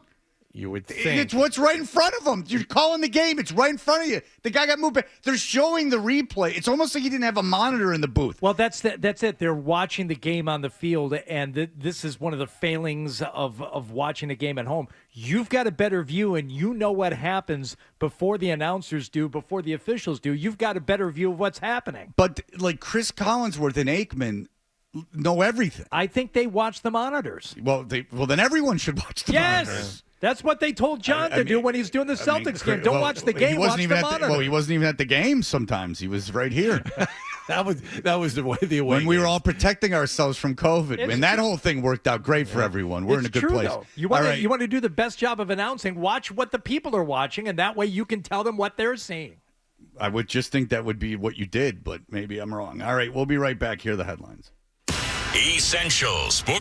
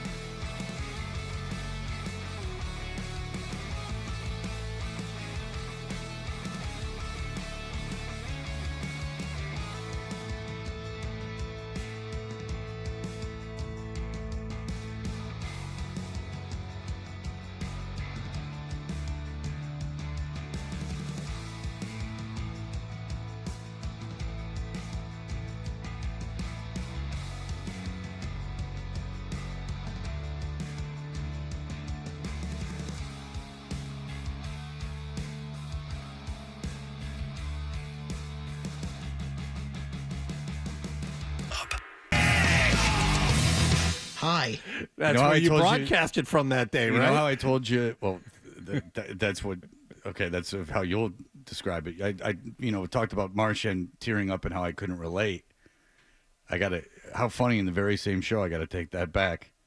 Those kids that all gathered around me at Hofstra. Yeah. Yep, that's me. Yes, indeed. They called me and they're like, "Would you like to do something on Zoom when they win? If they win?" And I said, "Let the kids have their day." Isaac Brendel, motherfucking Brendel. Hi. Isaac's on that station. My guy, Isaac. He's doing afternoon drive, right? I don't listen. Day parts Say don't my matter name. with him. Isaac.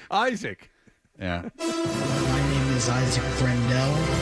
Say my name. Let's just say the lights were on at Isaac. his grandmother's house where he lives when he's at Hofstra. A little late last night. Into the night. Hi, I'm Isaac. I'm slamming pots and pans with spoons. He was having the time of his life, I bet. But Say my name. Say my name. Isaac. well, Isaac, congratulations to you and all my mentees that I have mentored so well. And Hey there. this is just the beginning of your huge radio careers. Just in time. Just in time. Congratulations to you, Fred. Thank you. Thank you. If you said, would you rather win an award for what you're doing at this moment or win one that the generation that you've inspired? Obviously, I would take the generation I've inspired, not expired. George says this guy's calling from the 216. Oh, okay, good. Which is Cleveland, and his name is Brian, not to be confused with Isaac. Hello, Brian. Hi, how are you guys doing today? Hi, I'm Isaac. I'm a little choked up because of my guys in Marconi, but go ahead. First off, I want to throw a shout out to all my guys at Pro Equipment Tool Rental. Nice. I want to say hi to them. Yeah. What type of tools you renting over there? What's the biggest renter? Well, Pro Equipment rents a little bit of everything. They sell a little bit of everything. It's just a great company, family ran, 4 locations throughout Mass. I'm so glad. Hardy walks in there. What's he walking out with? Well, I mean, I imagine if I call him today, I'm like, "Hey, you got an aerator?" They're like, "Yeah, fat chance you're getting an aerator right now." That's lawn and garden. That's Home Depot and Lowe's stuff. Oh, okay, that's crap. Okay, never mind. They do heavy equipment a little bit. They do a little bit of everything. It's a great, great company. Great. Best part about Massachusetts. So glad to be out of that shithole. Sorry. But I'm just. Wait, are you in Cleveland now? Yeah. Oh, yeah. So yeah, I'm actually here. I'm in the land. You prefer Cleveland over Boston, is what you're saying? Oh, anybody would. The only thing you guys got going for you are the Ivy League schools, and then people leave anyway. That Plymouth Rock, what a disaster that is. Yeah, it's affected my life a great deal. What about Southers Marsh? I don't like anything about Massachusetts. Nothing except my ex-wife's there and my little kids are there. I have a 12-year-old son that wears Browns stuff to school. Man. He's a Browns fan. Okay. And I'm bringing him in for the December 9th game so he can go to the dog pound. So otherwise, I'd waste my money and come there. But I'm talking about this game. We're going to upset you. I know no one's picking it. No one thinks about it. You're overlooking us. I just listened to you guys talk about Tampa Bay. You're completely forgetting about Myles Garrett. You're completely forgetting that we're going to use a little dink and dunk, and we're coming in 100% healthy with Njoku. Our rookie is starting to feel a little comfortable. Are you from Massachusetts? I don't know. I hung up because that was I never thought of the Myles Garrett factor. We didn't mention him at all. Andrew Callahan said yesterday. He must really hate Mass too if his kids are still here. Yeah. Andrew Callahan said yesterday, like, who's the team you shouldn't lose to, but you might lose to? And he said, Cleveland. I mean, there's a lot of people who are skeptical about the Patriots' chances. I mean, forget about running the table. It's like, what's the team that's out there? Well, Cleveland is. Why? Myles Garrett. Well, that's what we've been talking about. Well, you don't appreciate that they're going to dink and dunk you. Yeah. Well, I didn't think about the dinking and dunking. And I didn't expect the caller to put me on the defensive. Like, I get it. You're an expert. I mean, Myles Garrett, you named the running back in the biggest star in the team. He's living the life in Cleveland. You're jealous. Deal with it. He's in the land, dude. He's in the land. I don't dislike Cleveland at all. I just I don't care about any of that. He swore for one thing, but what I really don't appreciate is the expert analysis. I mean, Jesus Christ. People are like, you don't know anything about sports. It's like, well, then who does? I don't know. These people calling with these idiotic phone calls. I don't know what the hell's going on. You don't. You have that. No one on this radio station has mentioned Myles Garrett for Call 3 days Zoe now. and ask her if she can name a guy in Cleveland, and there's a 50% chance she'll say Myles Garrett. Well, it's 20% chance, but nonetheless, it's out there in the ether. I would say there's only about a 10% chance she's going to mention their ability to dink and dunk. Because that's really what you know. This is a rare team in that they throw short. That's where they're going to kill you. They're not one of these teams airing it out to great receivers. They're one of these teams that real keep it short. Real third and 5, 3rd and 4 is what you're looking at. Wow. Something. They look up to 2.5 yards carry. Maybe the play action rollout 3-yard pass to the tight end. Hey, not every team can do it. No. Holy moly. I think we all learned something. But that's everybody. Like, everyone you meet talks like that. And then you're supposed to feel like you're an idiot, but you're not, because you meet people and their big thing is Myles Garrett is on the team. Holy moly. I liked more about the stuff about the place that rents tools, but he couldn't even go there with Hardy. Hardy was trying to play with him, and he wouldn't even have it. I was just looking. Apparently, there's one right here in this great city of Waltham. Well, I would appreciate it. Yeah. I'm all for them. All right. Chris Forsberg is here. Nice. Wow. Here. Nice. And we'll be back in just a moment. You're listening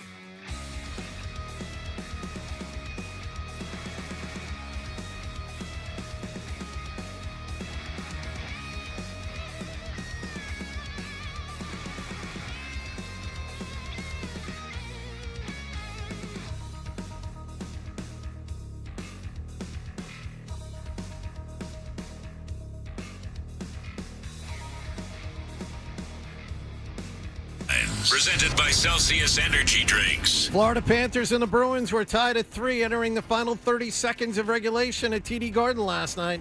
Now the pass back the other way.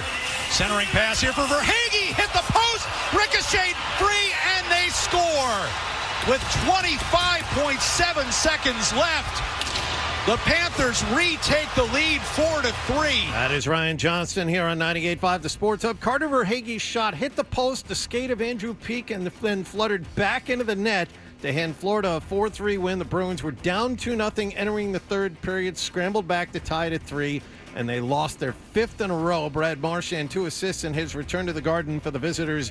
The Bruins play Anaheim at the Garden tomorrow night. Celtics open up their regular season this evening at home against Philadelphia. Grandy and Max have the pregame at 7 and the tip-off at 7:30 here on 98.5 The Sports Hub. Jaylen Brown questionable for the Green. Joel Embiid will play for Philadelphia. Paul George will not. Patriots will be back at practice today. They'll host Cleveland on Sunday. Jets owner Woody Johnson gave head coach Aaron Glenn a vote of confidence yesterday. Jets had started the season 0-7, and Bill Belichick yesterday passed the first cut for nomination for election to the Pro Football Hall of Fame. He is one of a dozen coaching candidates possible this winter. Sports Hub headlines are brought to you by Best Ford in Nashua. Looking for great deals on a new Ford? Go to the Best First, Best Ford in Nashua. Head to bestford.com. I'm John Wallach on Boston's Home for Sports, 98.5 The Sports Hub.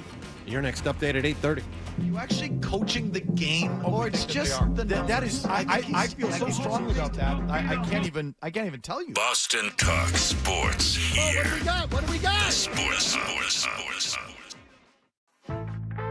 What's the best way to listen to Toucher and Hardy? Well, you're going to have to spend $40. Cough it up, and let's get back to Toucher and Hardy on the Sports Hub. We'll see. We'll take it one day at a time. But as of now, I feel great. I wasn't too concerned. I didn't think it was nothing. So I was fine. How they tell the story that they weren't established enough that it should have been that they couldn't have won the tug of war. I think if you go back, they had already had chartings. I mean, you're the expert, Wallach. History suggests that they were probably a little too late for that. Yes, I think TLC was first. SWV Sisters with Voices. Yes. Oh, I thought it was sister. Okay, I thought it was Sisters with Attitudes for a second. TLC is going to be on the '90s cruise. Two of them. What, Fred? Hardy, I haven't checked the game schedule, but what is the chances I could stow away? Use promo code Hardy. You're going to get all kinds of goodies. So Chris Forsberg from NBC Sports Boston's here. Of course, he's the big Celtics guy. That's right. And no sooner than before he was on the air did they legitimately hurt him and Hardy legitimately hurt John's feelings. Yeah. No. Now we're always busting each other's balls and stuff like that. You know, I'll say terrible things to Adam, but we're all laughing. This was no laughing matter. Did I hurt your feelings, John? No, Forsberg hurt my feelings. No, Forsberg hurt his feelings. He really did. I swear to God. Before I even I'm made right, it, right? Before That I hurt even your made it feelings. through the doors, the hug. Wallach comes out and goes, that wasn't it. Thanks for bleeping up golf. We were trying to set up a second date. Me, Hardy, and Wallach had a lovely outing. Well, I got a way that he could have gotten you if you can hand me your phone. So we were trying to set up a second attempt at golf out my neck of the woods, and somehow I probably was to blame for not coming together. I thought I over-communicated in the situation, but maybe I didn't. Well, you didn't communicate well enough. You want to get these guys to a golf outing. You want to hear what Matt McCarthy texted Hardy? Oh. They're going to go play, and this is how McCarthy got him into his web. Secondly, I grabbed 2 tee times at Southern Marsh in Plymouth on Saturday, and I put together a little station out in 1224. You want one of them spots? Bacone, Beaton, Barth, they're all in. Not sure if you've ever played Southers, but it's the most unique experience you'll ever have. Just a lovely little course. Par 61 around active cranberry bogs, and it will absolutely break your soul. Is this one text or multiple sent? It's one. It's a lot of words. One block. Couple of paragraphs. Big rectangular block of words. Now listen, now that I've got you in my little web, let's go for the kill. It'll break your soul. He really does talk like a Louisiana dandy. You know, is that an immediate yes for you, or how did that? I had to check the family schedule, but I did last night, and I'm in. He's like Blanche from the Golden Girls' dad. How you'd imagine he would be, you know? Whoa. She had like a fainting couch. It's got a bit of Kevin Spacey from Midnight in the Garden of Good and Evil. Yeah, absolutely. If you want to modernize the whole thing, he's more of McCarthy. If Blanche was not 50 when the show started, Golden Girls. Come on down to Plymouth. There's a lot of nouveau riche, but I guess it's the riche that counts. Oh, Daddy, get that cheesecake off the lanai. Daddy's coming over. He's diabetic. Where are we going to put the cheesecake? And chaos ensues. Don't let Mom upstairs. I haven't dusted the shiffer robe. Yeah. All right. Well, look. Well, what happened is that Forsberg and John were talking about basketball off the air, and then Hardy said, wait a second. Can we have all day to talk about basketball? And can we talk? And then Chris dramatically moved in his chair to turn his back at Walker and waved his hand at him. And then I looked at John's face, and John legitimately had a look. He didn't know I was looking at him, and he legitimately had a look like, oh. What the hell? And I actually felt bad for him. What the hell? Well, they were talking about like Tatum and Brown. I'm like, shut up. But I'm not upset kidding. at you. I'm upset at him. I'm not kidding. Chris hurt his feelings, like in real Turned life. his head and gave me the wave off, like, screw you, you don't matter. Like for What the real. hell? Like when you said that he couldn't, whatever you said about him, that he couldn't deduce things. Deduce things, Right. like, and his face made that look. Sometimes I'll say stuff, and his face will make that look. Like this morning, I said something about, yes, John, I'm trying to make this point, and I saw him get like, but I didn't hurt his feelings. This one, I read too much into body language. I really do. I'm like, it's like almost a problem. No, you But nailed this one. I got this one right. Nailed this one. I'm very empathetic. My God. Everyone says that about you. Hey, do you want? No, I swear to God. That doesn't mean I'm a good person. It just means I can very much read like what people are feeling. Which is odd because you can't feel your own feelings. You're not wrong. It's ironic. You're absolutely not wrong.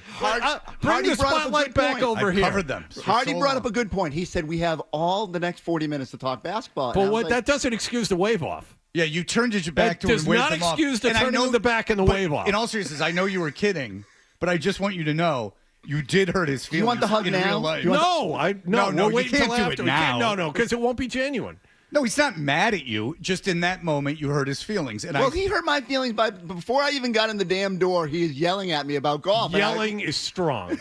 stern speaking. But he wanted to hang out with you. Yeah, And so that's it was out of love. Yeah, that was out of love. That last little bit wasn't love. Like he wants to wasn't love spend at all. more time with you. Yes. But I have to, when something, a legitimate emotion is expressed, I do have to call it out. Okay. Well, look, hand up. That's on me. That was poor of me. But that's got to make so you feel excited good. that I'm trying to give everyone a little bit of my attention. Yeah. I don't need any of it. So many directions. I understand. No, I I don't don't understand need how overwhelming it is to be in this room. You know, like I appreciate my 40 minutes a week in here. Well, we appreciate it too. We're all very excited that you're back, Chris. And do you want to get to basketball right now, or do you want to? What do you anything got? else? What's been up? You want to tell everybody about? Did you already expressed how great of a round you played on air yet? No. We didn't talk about. Maybe we did talk about it a little bit. Okay. Now, have you guys been in contact, you and Hardy, in the off season? We didn't. No, we you know played. what? And I'll to be perfectly transparent, he was great. He reached out. He got me and John down to his club, spoiled me rotten, and I've been riddled with guilt that I have not returned the favor by setting something up for him. I was out of town, by the way. I was invited to that. Yes. If you're listening, Yeah. But I was out of town. I was in. I don't believe they expressed that to me. They were just like, "No, Fred's not here." We Oh have. no, I was in Florida with my kid. No, that's fair. I'm just saying. Like, I think it was expressed. Like, yeah, he's not here. The other thing that Chris and I share is a love of consumer grade home tools and projects and things like that. I know you're a Ryobi guy, which people will crap all over you for. Bring it. Let them. You know what? It's fine for what we do and what we need to do with it. It's fine. This is across the aisle stuff that we could all learn from here.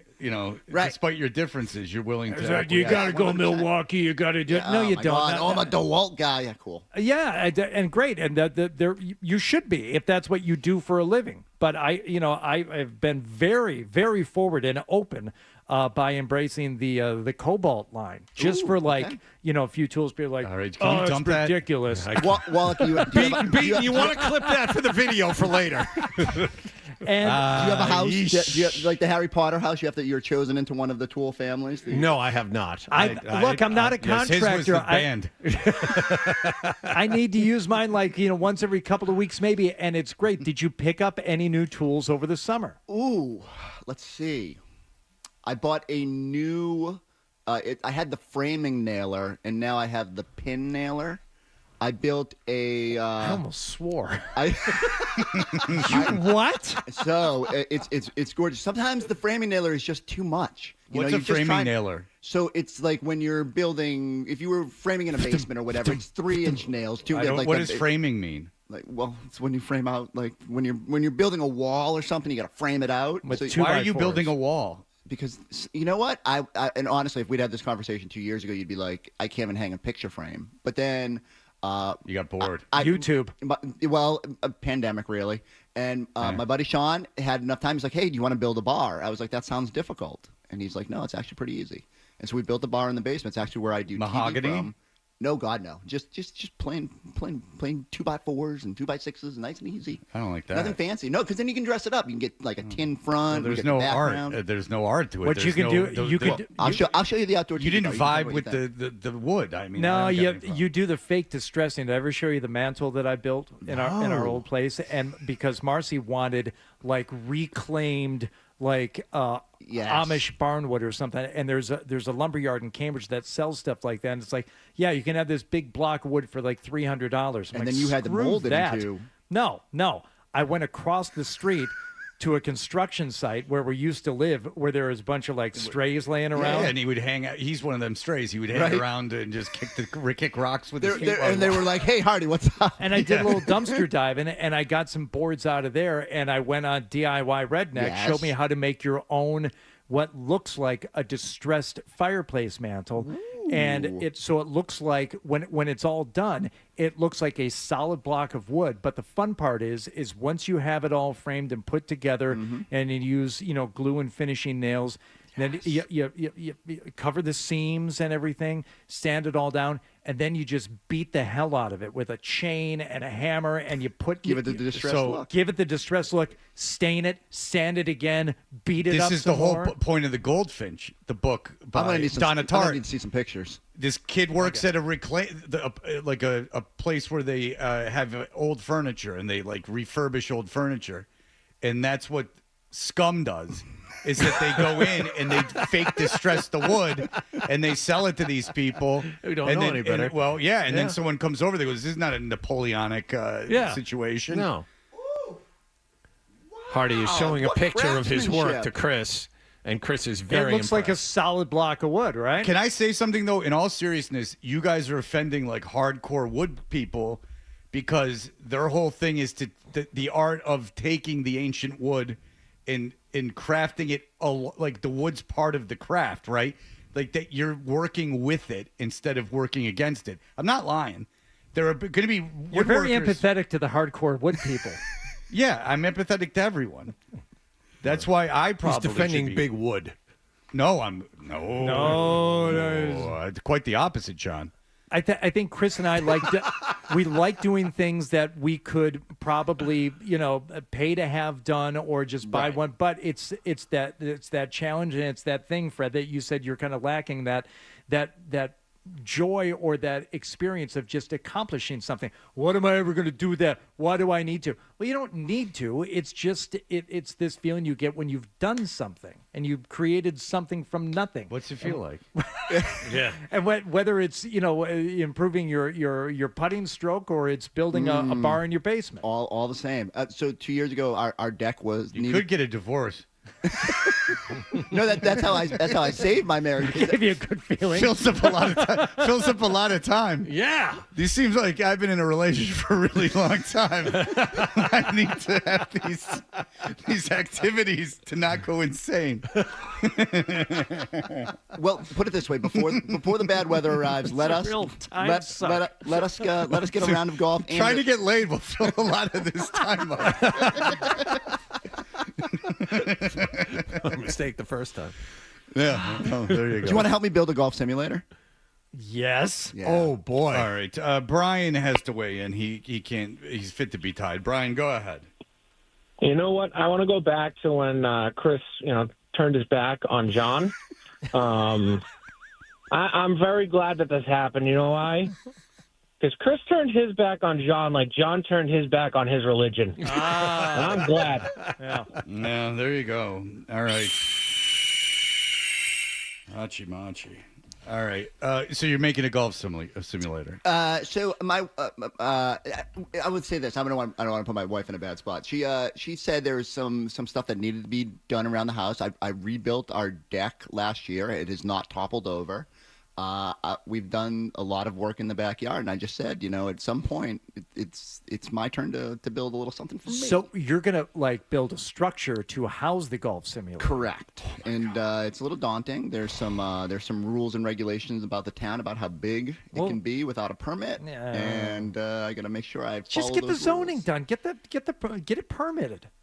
I probably will, just because the last thing you want is when you're building these things, you don't want to step back at the end of the day and be like, man, I just should have been another foot or two wider. Should have been bigger. Yeah, Right. should have been bigger. Just All don't want to. So, we'll see. It's on the agenda. It's not really in the budget right now, but it's something I'd want to do. Right now, I just have an outdoor cage, but the snow almost broke it last year, so. Yeah. An outdoor one. No, not that kind of cage. Winter, that's nice. Real torture. Old man, it's getting chilly. Hey, move. I can't move. Do something. I can't even see you breathing. I like the winter because I can see the steam. This is a new character that's popped up, I think, since you've been here. No. This is guy who has just been gifted an old man guy.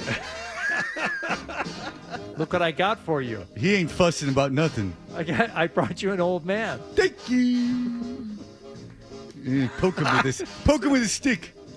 He has his own cane. You can poke him with his own cane. Yeah, you don't need a cane. He ain't going nowhere. All right, very good. Chris Forsberg. Hey, John, it turns out I was wrong. We're not talking basketball, so I apologize for blowing off the conversation. Listen, who cares about basketball? Let's be honest. All right, we'll be back in just a moment. We will talk with the Celtics. That's tonight, right? Yes, that is tonight. Good. Very good. We're all on pins. After the excitement of last night's hockey game. I know. I can't. Nowhere to go but up. No. All right, so we'll be back with Chris Forsberg. We will talk about your Boston Celtics as they take on the 76ers at home tonight. We will have that for you in just a moment. You're listening to...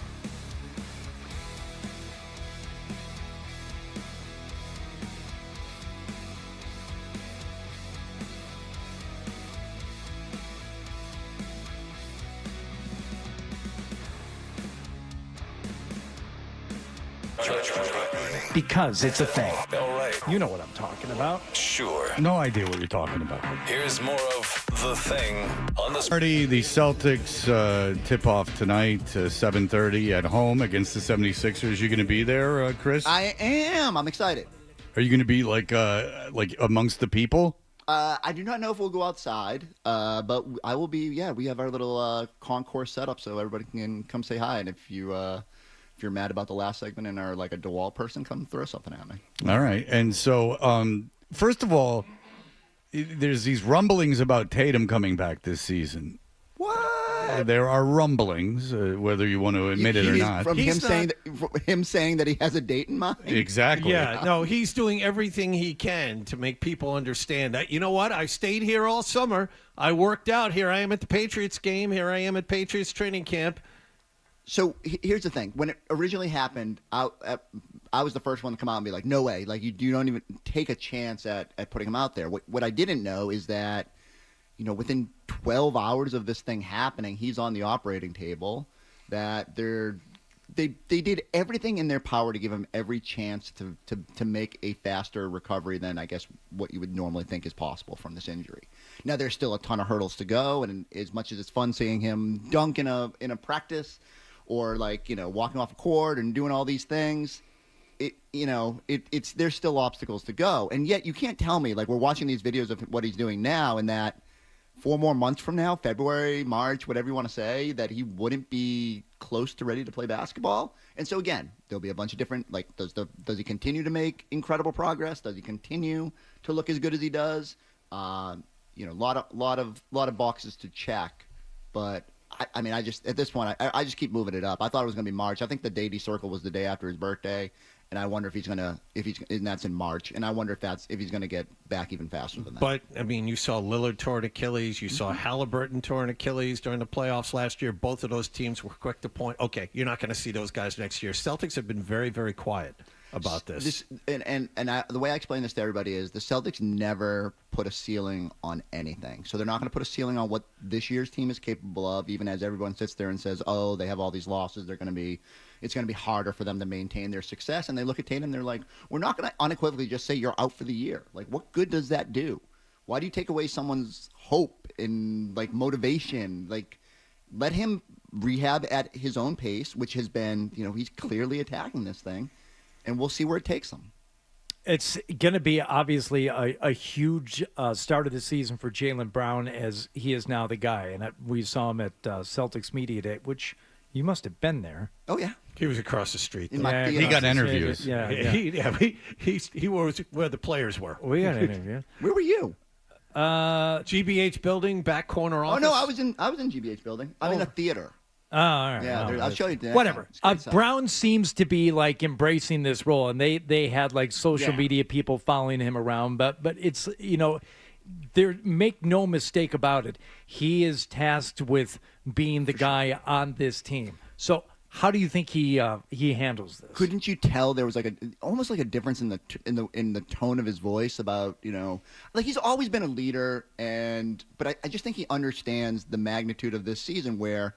If Tatum is rehabbing, if there's been all these changes, it's just his 10th year now. It's you just take on more and more and more. And from organizing off-season field trips to concerts and to going down to Gillette and just kind of... What concerts they go to? See, this is where you put me on the spot, Fred. I'm going to have to go through artists that I'm sure young hip people would know. Okay. Not so much me. But... a lot of new faces, and not just the rookies and the guys that like Ugo that they drafted, but Josh Minot coming in and Luka Garza. He wanted to develop chemistry with those guys, so he set up all these outings, and you can see how important it was. The younger guys would come in and say they were having lunch one day right before the training camp launched, and Joe just brings all the young players together to kind of talk about, hey, it's tough for young guys to get on the court. Here's what we want to see from you this season. And Jaylen just slides in and listens and then offers his own advice. He didn't have to rehab here. He didn't have to, do all these outings, but it was important to him because he wants to maintain the level of success they've had. And it's really cool to me to see a guy like that who, everyone wants to think of as 1A, 1B, and he doesn't want to play into that at all. But he's just trying to be Jaylen Brown and be a good leader. But the team he's taking over with has suffered a massive talent drain since last year, and obviously Derek White is going to start next to him. But the other 3 spots are big question marks. What is your best guess as to who is going to start on this team tonight? So, Joe's kind of said they're not going to be a firm starting lineup. We'll see about that. Like, guys like to know what they're doing. I could see them on nights they need to be bigger. I would assume they'll go Peyton, Derek, Jalen, Boucher, Keita. And we'll see. Like, the front court could depend on, like, how guys play and how Keita develops and how he does in that role. Boucher looked really good. Like, guy who's been around and feels like, can bring a little bit of a veteran presence there and steadiness. But, like, if Sam started tonight, I wouldn't be surprised, if they went a little smaller. Especially if they're going to play faster, you'd probably go single big a little bit more than they did last year. Well, let's stop right there. The tempo of this team is supposed to be much quicker than last year. They've lost talent, but they're going to make up for this by running everybody to death. Right. Is that right? Yeah, and like it was a talking point almost immediately. Like they were going to do it in the summer, and then they were going to just kind of keep it up. How do you mask when you've lost? Undeniably, just very skilled players. So if you lose Kristaps and Al and Luke and Drew, you make up for it by trying to play harder, by trying to create more turnovers, win the margins even more than or win them differently than you did a year ago. I do think they're gonna have to like crank up the pace. The steals were up in the preseason. I think it's gonna look a little different. It might look a little sloppy at times because if you try to play fast, usually some bad things can happen in terms of live ball turnovers and stuff like that. They got to be a little bit crisp with that. So there'll be bumps in the road more than we've seen. Like, I don't think they've lost more than 2 games in a row the last 2 seasons. Like, that's going to change. They'll have rough patches.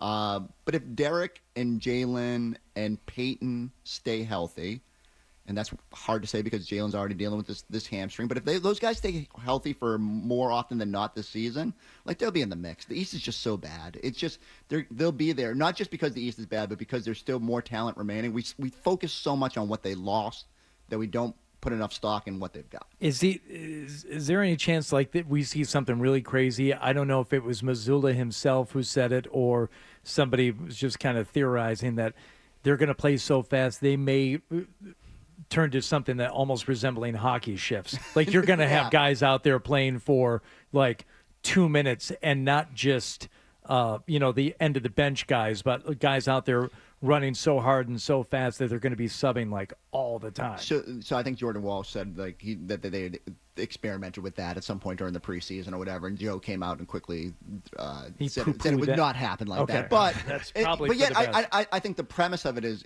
you're exactly correct. Like you're going to throw your big men out there and you're going to say just go as hard as you can for 5 minutes, and then we're going to sub someone else in, and we'll see how that looks. He's played, if I remember, in the preseason, he played 11 or 12 guys in the first quarter. Yeah, that's got to go down. I don't. That might be a little ambitious, but again, who knows? Like if you're just planning to crank the pace, to play hard, and if you need guys to be fresh, then maybe it is. Maybe there is shorter subs, and the rotation changes a little bit, but.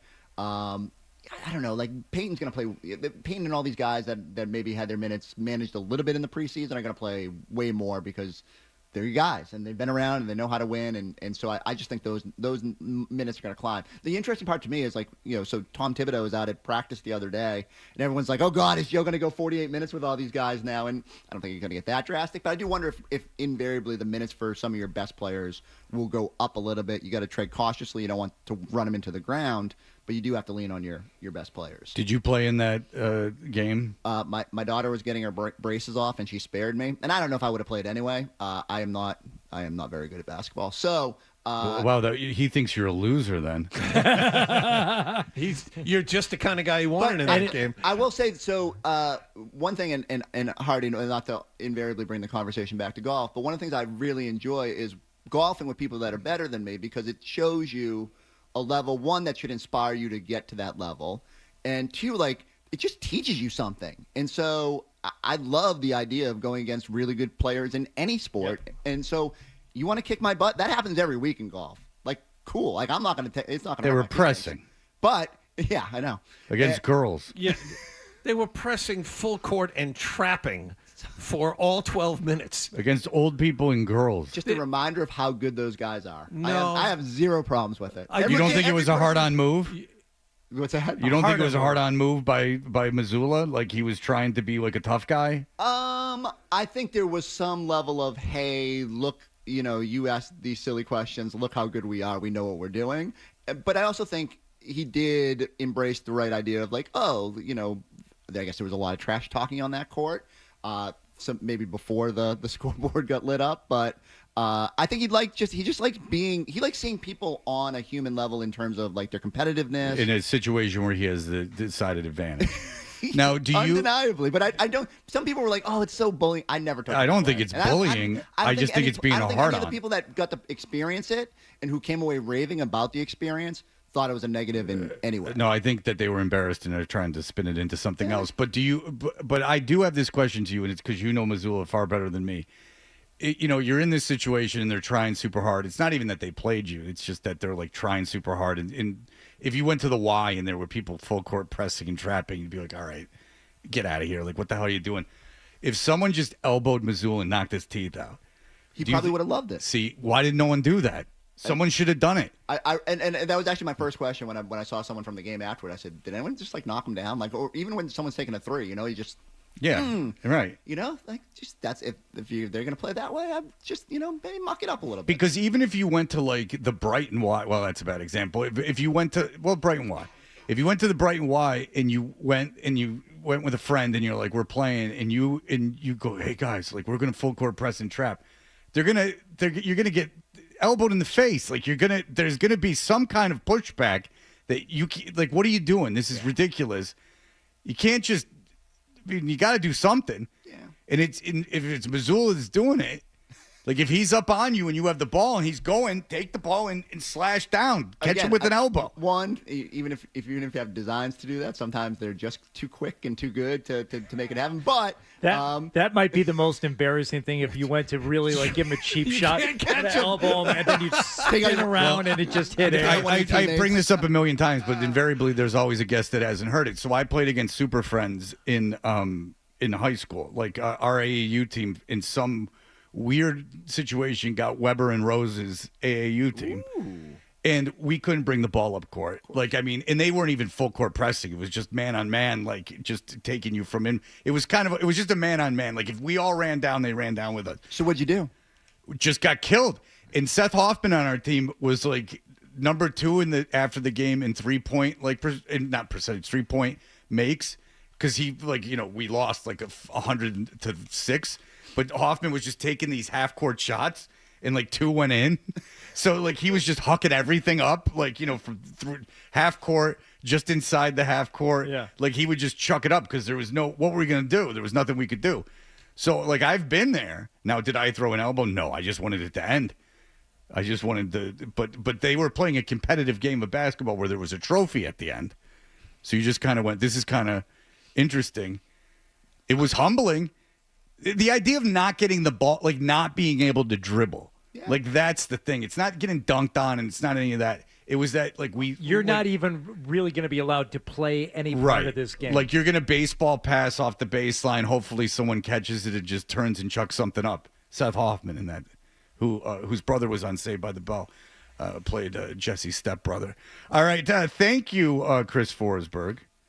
For everything, and we look forward to having you on every Wednesday. Thank you, Chris, for being here. You're backing up. You did offend the man, but what are you going to do? Won't be the last time. I hope it is.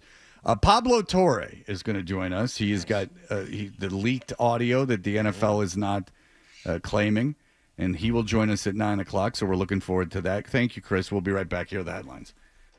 Essential.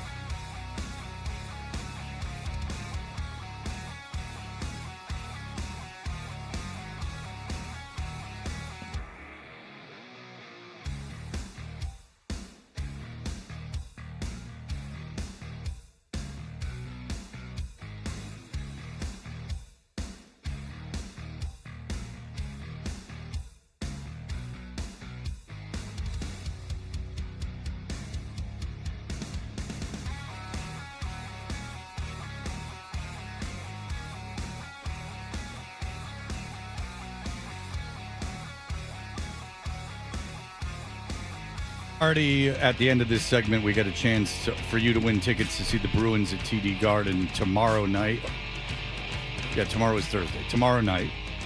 So we'll have those. Brad Marchand back last night. Another 1-goal loss for the team. Your guys' sons, everyone in here has sons. John's got 2. Hardy's got 1. Mine's older than yours. My daughter's your son's age. Mm-hmm. But with my son, he's a real good kid, so I honestly don't have to discipline him very often. And when I do, it's for something like minor. So he did something minor the other day, and I was like, I had to punish him, which is very rare because he does work very hard. And I do appreciate that. And but he gave me a look, and I'm like, what? And he's like, I could kick your ass. Oh, boy. Not serious. Like, he's kidding. Because I don't yell. That's the problem, is I don't yell. So I'm like, he's like looking at me, and I'm like, what? And then I was like, what? What are you looking at? He's like, I could kick your ass. And I'm like, I'm like, yeah, sure, fine. You can kick my ass. And then last night, we weren't even in an argument, and he stood up next to me, and he's like a good 2.5, 3 inches taller than me now. He's still growing. He's 17. Jeez. He's 6'3" now? He's got to be 6'4". I mean, he's no, it's quite a bit taller because than me. we've worked together a long time. I've seen him grown up. He's bigger than he was with the last time you saw him. When he walks in the room, when you have to take him somewhere, it's striking to me how big he is. Yeah. Because I remember when he was tiny and running around. It's crazy. Yeah, it is great. And he's just now gotten to a height that's like way taller than me. Yeah. Because it was shorter, obviously, and then he was like kind of the same, and then like a little bit taller.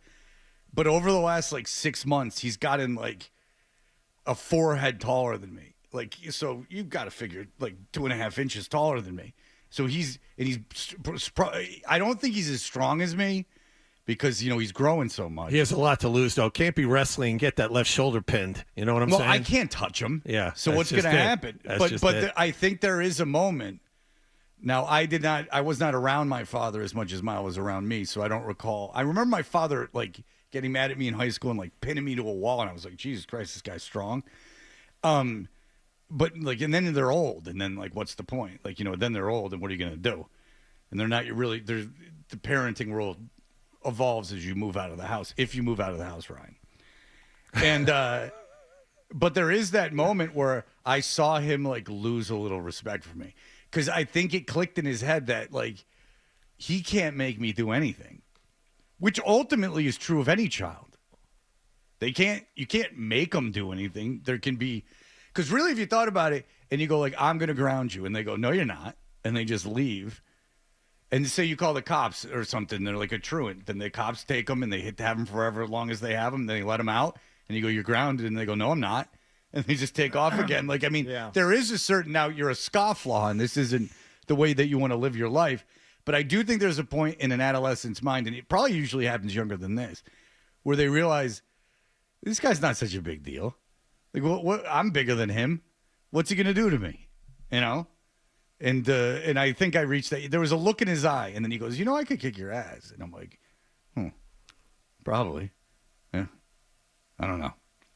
See, that's the problem with having a kid that tall who is in shape and working out all the time. My son has only said it to me, and again, he's a couple of years younger, but he's kind of tried himself a couple of times, and it's all playful. But yeah, this was playful, but there was a hint of testing. But there's the strength factor, and there's just. It's more or less like the confidence. The last time he said something, I said, why don't you go pack yourself a lunch and call some of your silly little friends there and have them come over too. And it's going to be all day, and you're still not going to kick my ass. I can see the look in your eye, and I know you want to. I said, you have no idea the hell that would be unleashed on you. I've never laid a hand on you, but let me tell you something. It's you just have to convince him it would be an absolute nightmare he's never experienced before. Because you wonder, it's they're young and they're in shape and they're strong enough, but probably You just gotta. It's a mental game you gotta play with them. Well, it's also funny because when it comes to like punishing, I gotta like I can't think of anything. Who would have ever thought you're in a position where you're like punishing like a 17-year-old kid? Because and they look at me, they both do. Like, what are you gonna do? Who were you just? And then my head scrambles, and what am I gonna do? How like you got to drive an hour to school and an hour back. I mean, your life's not great. Did we just talk about this with Callahan yesterday, whose wife is due here in like a couple weeks? You might have had an off-air conversation with talking him. about like, did you ever have to ground your kid? I'm like. Like kind of, sort of, but it's not unless you're like some like uber evolved family where you and your spouse sit down and talk about your disciplinary routines and all this stuff. No, everything happens in the moment, and you just got to make a snap decision. And sometimes, but you can't be reactive either. So there is that you have to. That's all I am. Because there's a thing like if I'm like because I was like just go to your mother's because it was time for them to go anyway and they were just dicking around, they didn't want to go, and I'm like just go to your mother's, and then it sounded like then I felt bad because I thought it sounded like I don't want you around anymore, your punishment is going to your mother's, which is not the message I wanted to send out there, so like it's just I didn't know what to do. Like it wasn't anything. He didn't do anything bad, but it was just something that needed he was squabbling with his sister, which I've had enough of. Like they're 15 and 17. Like it's enough. It's like they're 2. And they do it around me, only around me. They're both sitting on the couch with me watching TV. They're looking at their phones, but the TV's on. And they're like, you guys could be anywhere. This is a big place. You could go wherever you want. I really appreciate that you want to be with me. But why? Why is the yelling and the hitting and all this when the two of you are together? Like, it's almost like they're showing off or something. It's really something. And it drives me insane. I have said this mostly to my daughter. You and I were talking about it too, Fred, because with my son, he's, they're both really good kids. And I think we all say that about our kids, but they are. No, they're good kids. But it was my daughter who I found myself in position like this before, and I would just say these outlandish things like, oh, well, you're never going anywhere ever again. Right. You make these because in the moment, that's how I feel. And I'm totally reactionary with stuff like that. I'm like, forget it. Oh, by the way, that thing you wanted to do next month too, that's gone now too. And I just start canceling stuff that she hasn't even thought of yet. Oh, if you ever want to go skiing ever again 2 years from now, I don't ski. Good. Don't learn because you're not going. You just start making stuff up. Yeah, my daughter right now is still at a point where, like, even if I, like, gave her, like, a raise my eyebrow, it would, like, devastate her. She'd be like, did I disappoint my father? So that's going to end soon. Car number 10 in the contest line, 617-931-0985. We'll score a pair of tickets to be at the Garden tomorrow night as the Bruins take on the Anaheim Ducks. Puck drops at 7 for Hockey Fights Cancer Night at the Garden. Select tickets are available. Visit bostonbruins.com/tickets to grab your seat for all the hard-hitting action. Pablo Torre is going to join us on our airwaves in just a moment.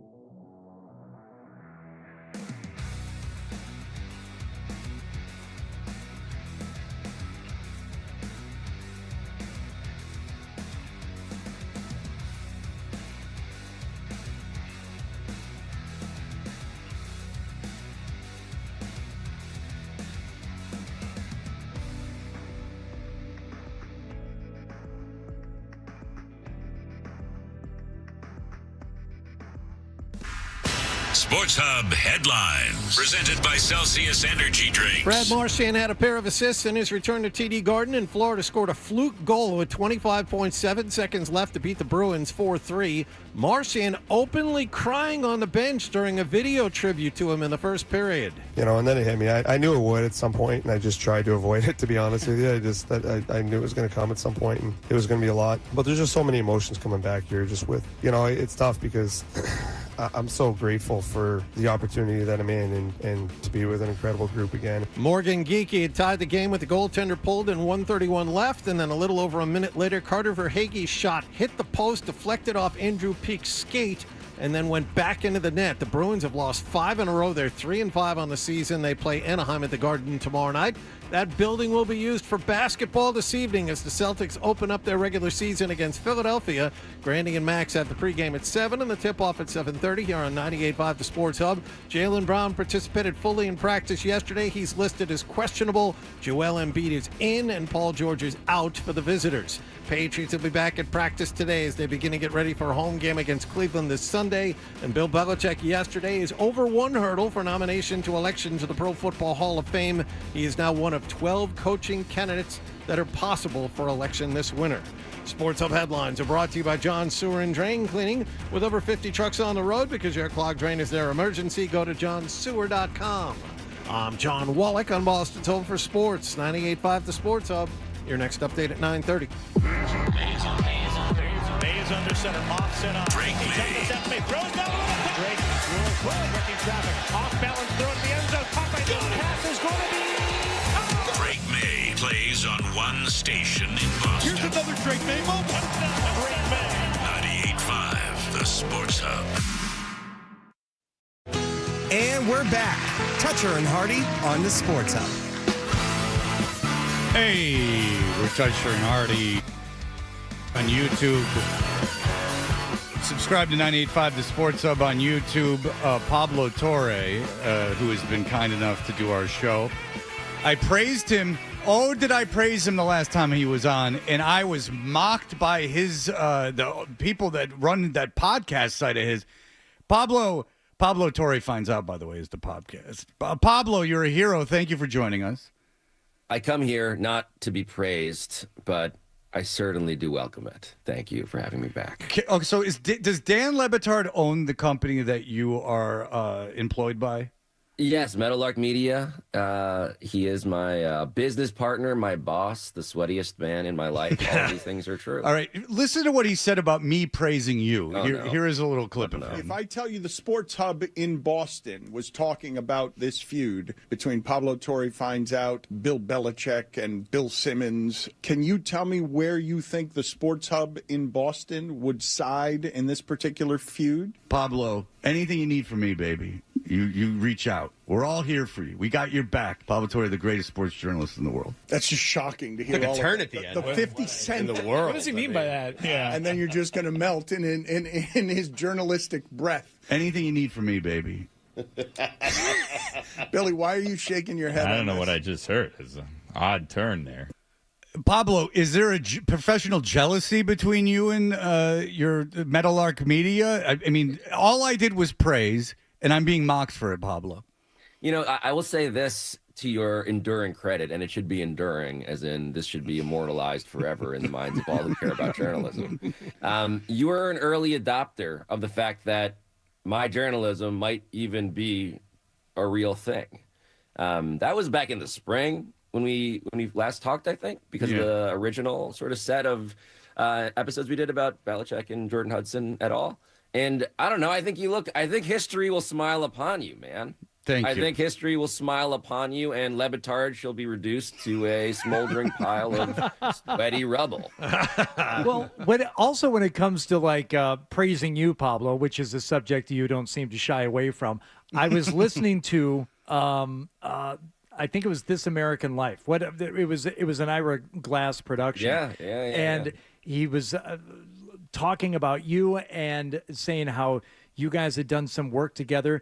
And to hear Ira Glass praising you, I'm like, well, not that I needed any more validation for your work, but to me, that's the highest of praise. If Ira Glass is saying, like, this guy knows what he's doing. The real tweed jacket behind you. Oh, my You God. got the I mean, intelligentsia. Seriously, it's like I don't get jealous over, like, normal things.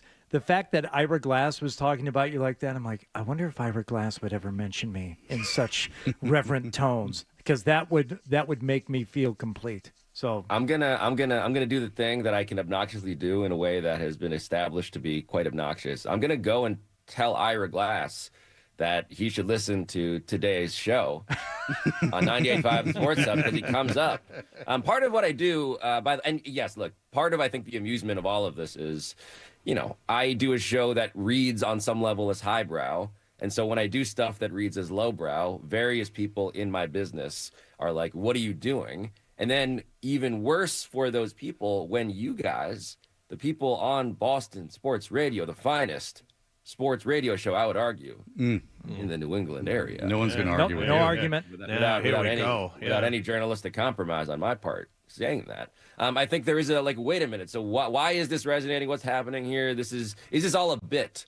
And I am here to say, I refuse to acknowledge even the slightest possibility that any of this has been tongue-in-cheek. I take this all as sincere, and I appreciate that, and I will take it to my grave as such. And Pablo, just to further your point, and then we'll move on to the actual thing going on, is the Boston Globe did an article yesterday, talking to Shakespearean scholars about what Shakespearean character represents Belichick's fall the best.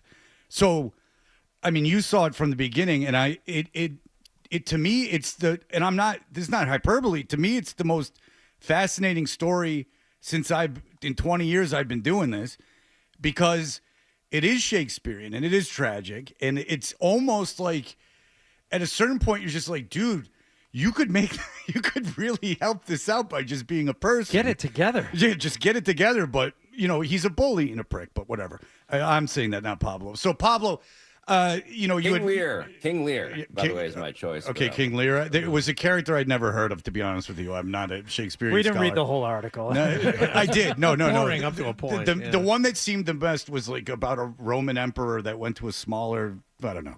Anyway, it was a character I'd never heard of, but that's not saying much. All right. So Pablo, you had moved on and you broke, big stories in basketball and other stuff, but we're focused on the Belichick thing. Yes. So you got this audio.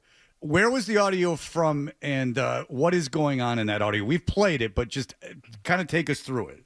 Yeah, so it is audio. It is also video. And for the audio audience, I think you can fully appreciate it because the texture of what's happening here is both recognizable to anybody who has had an experience at a workplace where someone who you're not sure has any authority over the workplace comes in with all of the projected expertise that slows down any number of jobs that you're actually supposed to do. And so this is on the set of a show called Coach. It is the show that was co-hosted by Bill Belichick and Matt Patricia and Mike Lombardi. It was done on the set of NFL Films in Mount Laurel, New Jersey last fall during the football season last fall. It's the job that Belichick was doing before he got hired at Carolina. It's the job, I think, that is kind of the decoder ring when you talk to people in and around that set as to what the inner circle of North Carolina football is actually like right now. And a big part of that is because Jordan Hudson was that aforementioned authority who no one really knew. This is how they met her. This is tape from episode 1 of the show in which Bill Belichick's then 23-year-old girlfriend shows up and is suddenly their boss.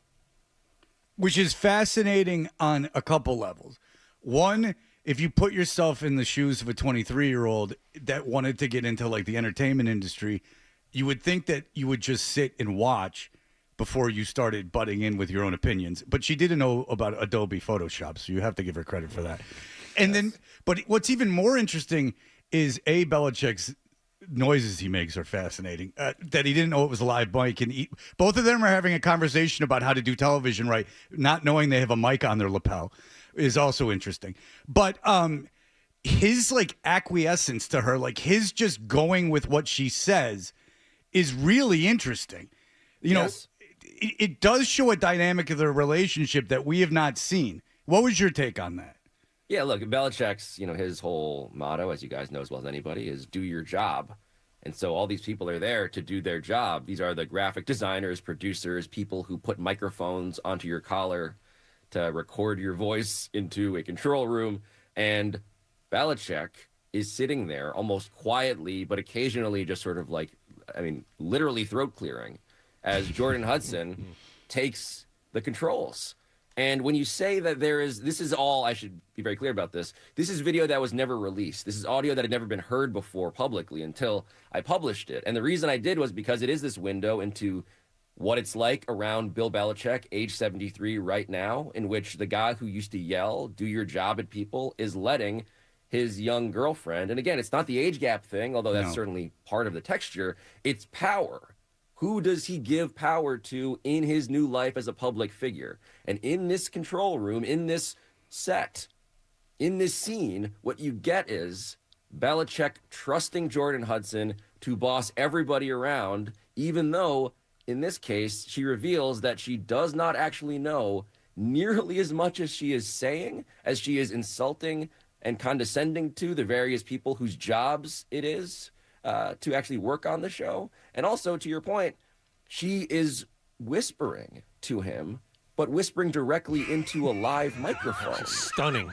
That was heard by an entire control room of people, which just reflects, if nothing else, the grand irony of I know how to do your job on this set, and you're whispering into their literal recording devices as if you didn't know that, I guess. Well, and I'm glad you brought That's up... not graphics, though. Yeah. That's her expertise. It's not Adobe Photoshop. But yes. Adobe Photoshop. Pablo, on the subject of irony, because you could make a case if these people were doing their job to Bill's satisfaction, he wouldn't, and Jordan would not be getting involved with it.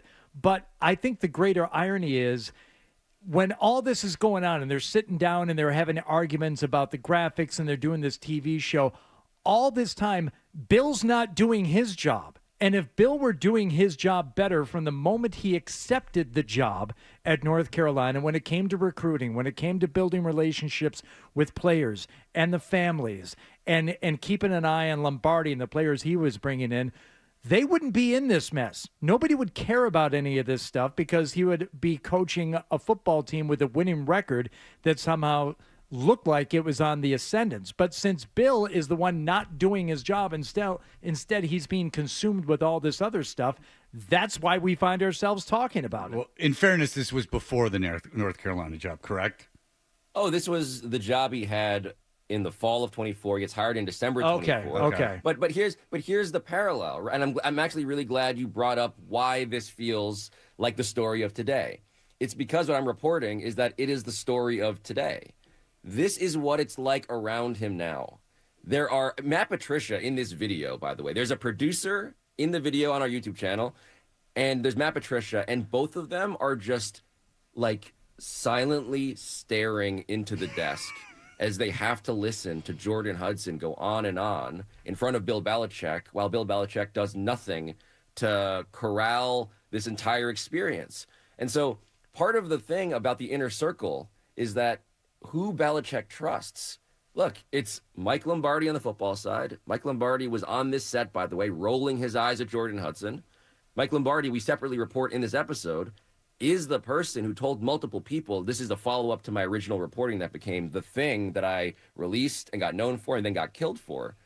Mike Lombardi is the person who told multiple people around the North Carolina program that Jordan Hudson was no longer allowed or welcome in the football building. They do not get along. Meanwhile, Jordan Hudson is there bossing everybody around, and everybody on the football side is staring daggers into the desk, hating their lives, while Jordan Hudson goes on about how she has this graphic design experience because she designed Bill Belichick's website. And I encourage you to go to www.billbelichick.com and just see the masterpiece, because part of the fun of it is that the title of the website has a typo in the word Belichick. And it's just what are we even doing at this point? And all of this is both metaphor for the present and also the reality of the present. And and I like that you make the point that it's not just about her being younger. When it was younger, it was odd.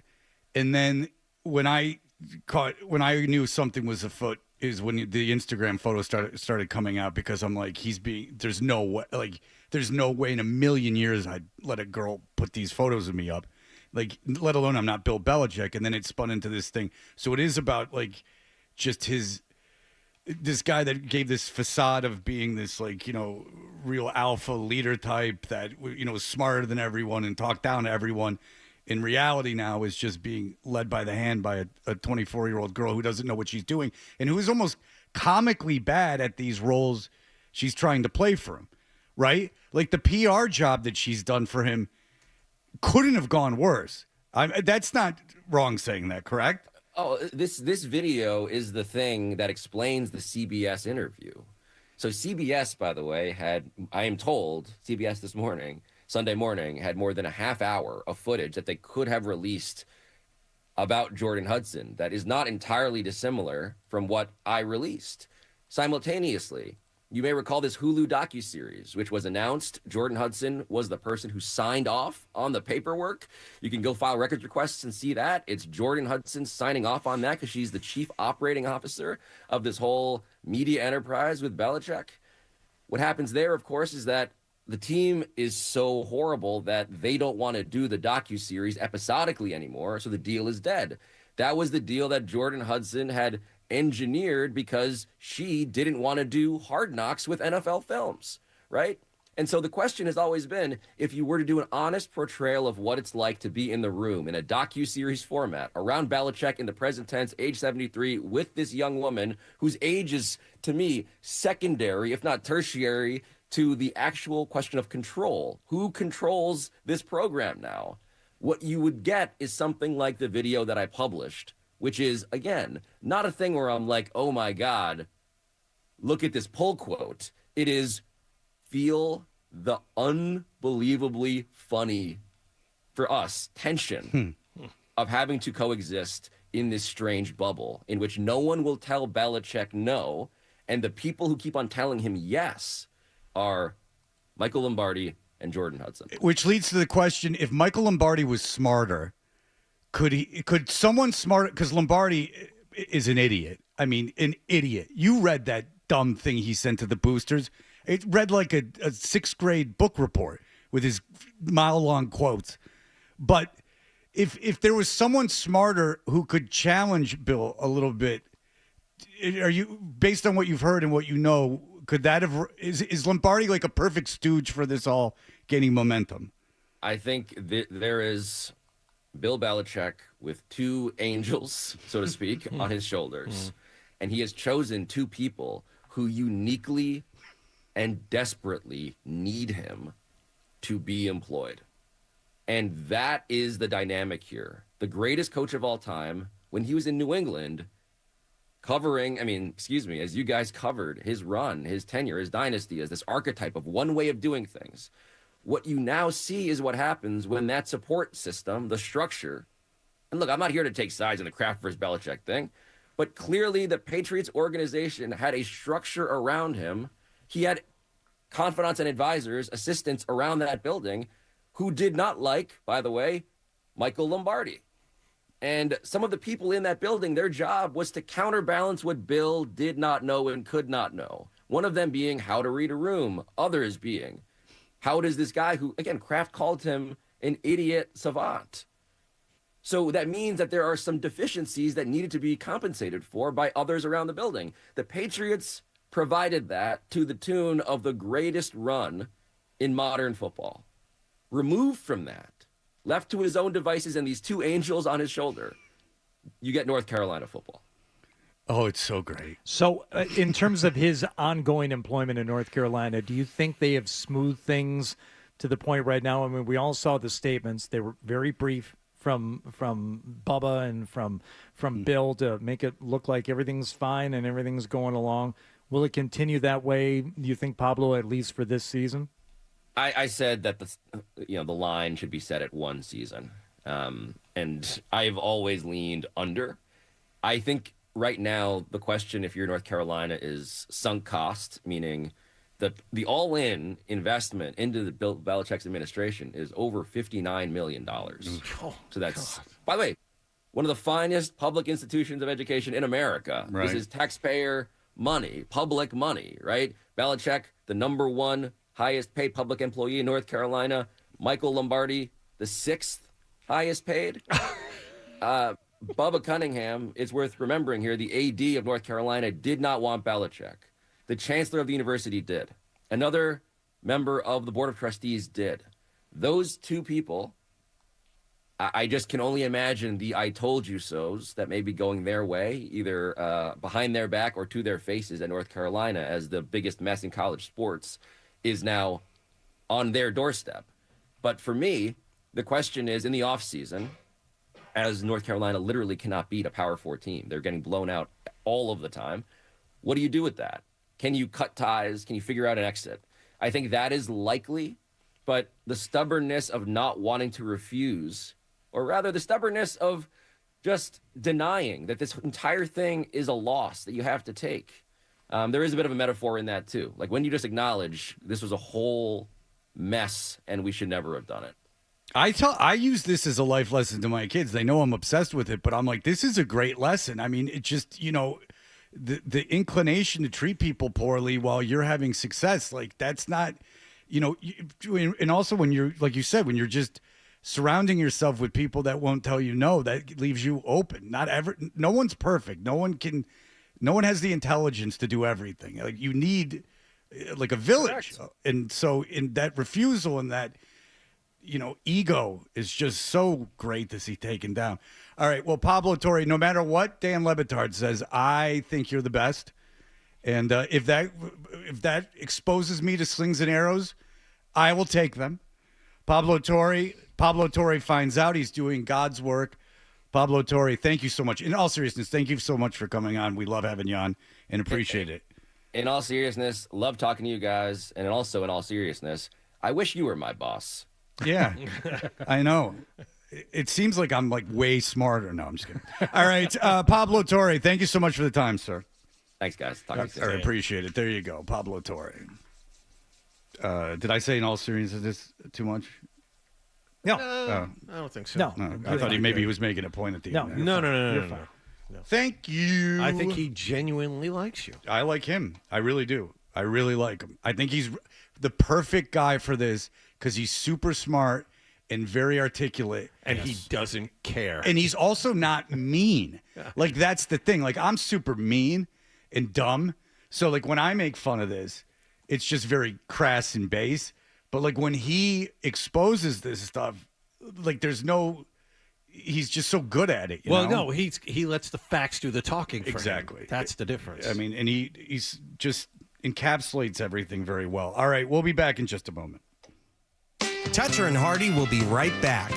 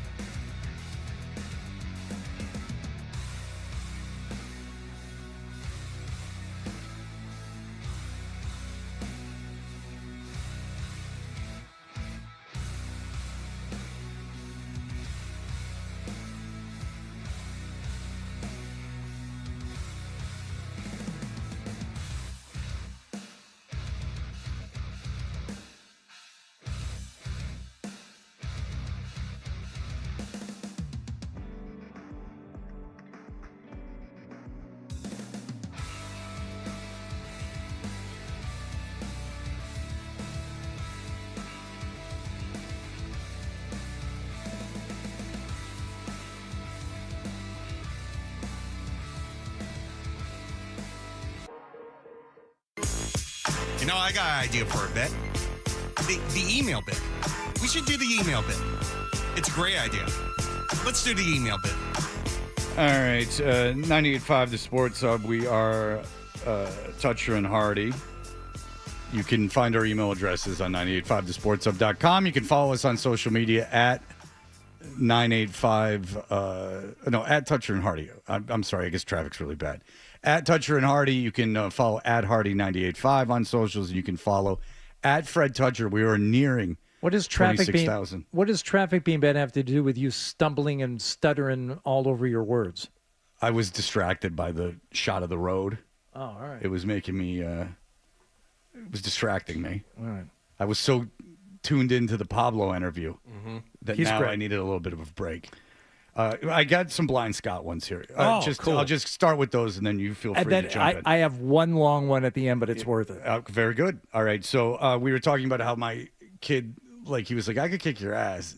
And, there was that thing of, I think he's realizing that ultimately I have no power over him in terms of, punishment. Blind Scott says, you should use corporal punishment on your kids and put blindfolds on them for the day to make them feel what it's like to be blind for the day. Okay. Well, that's good. A good idea. I'll have to put that in my back pocket. But he also says, Fred is the nicest guy I've ever met on the radio. I did not know I've met Blind Scott, but here we go. I didn't realize your grandfather was blind, but notice that you're extremely sympathetic towards me being blind. So that's why I wait on hold all the time, because I want to get on the radio. So if you were wondering why, fellas, that Blind Scott waits on hold, it's my sympathetic nature towards the blind, which which you guys are very uncaring. I see Apparently. you kicking out canes and stuff, putting in false obstacles. Sure. Means nothing to me. Doesn't everyone have a grandparent that was blind? My grandfather was blind for 20 years. He still walked to church, though. You could see a pinhole. He had a pinhole of vision. My parents had this theater room with a big screen, and put him in a chair, screen right up against the right side of his face, and you could see a dot of it.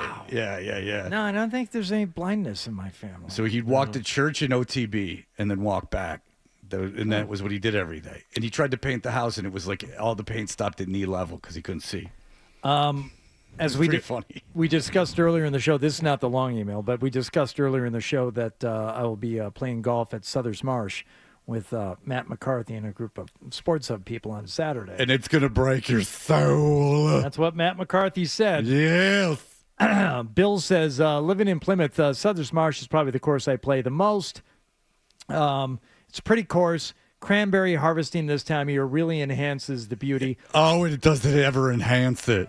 Also, this is the course where the guy got to harvest your ball in there. Hit one of them suckers in the head. Also, this is the course where the guy got his finger bit off during a fight a few years ago. Oh. So enjoy the views and protect those digits and watch out for the bog people from Carver like McCarthy. You can tell who they are by their cranberry red-stained teeth and clean urinary tracts. Ah, very good. Frank, go ahead. Hey, guys. First thing I want to say is George is great on the telephone, so much nicer than Nick. Oh, my God. Oh. And he's got that belt. You were talking about – he does. Yeah, go ahead. Son's big enough to kick your ass. And I was going to say all you got to do is turn around to him and say, I am so disappointed in you. And there you've won. You've already won right there. But when I say that, if I say that, then you can only say it once. You got to, with kids, in my experience, is that if you're just always saying stuff, then it's going to deaf ears. There's two strategies. One is that you say something all the time, so it sinks in no matter what, even if they're defiantly not listening. So that's one thing that you can do. But with the punishments or the negative reinforcement, the less you do it, in my experience, the more effective it is when you do it. So if I was to lay this whole disappointed in you thing on him, I yell at him about once a year. Plan it. I plan it. I do. I plan it ahead of time. I have to warn his sister. I'm like, Zoe, I'm going to yell at Mom. And she's like, don't yell at him. I'm like, I'm gonna yell at him because I yell at him, and then I wait for the confab after the yelling, where then he'll listen to me. So there's been twice that I've really yelled at him. And, Get her out of there! No, he never did anything like that. No. Nick's just outward defiance there. My son has never behaved like that, like Nick did that day. Asking him to get someone we're out of my line of sight. She was in my line of sight. I can see her. I'm like, Nick, I can see her. And he's looking at me and shaking his head and like acting like I can't. It was unbelievable. Like I'm crazy. Yeah, it was unbelievable. He's standing with her. I can see them, and he's reacting like I'm a lunatic because how could I see her? Like, it's crazy. No. And then you called him Adolfo at the end of all of that. I mean, it wasn't that I could see her at that point. I can't help that. You can see her. I mean, come on. There's like a point where you're just like, dude, like, just eat it. Take the L. You're the one upset. Yes, I am the one upset. I'm upset because you're acting like I'm insane because I can't help that. I can see that. Yes, you can put her in a place that I can't see her. That was not relayed to me at all. Well, then what are you reacting to? No, my son has never done that. Neither of my kids have done that. That actively defiant and that just like, who me? No, that's Beetlejuice stuff. No way, Jose.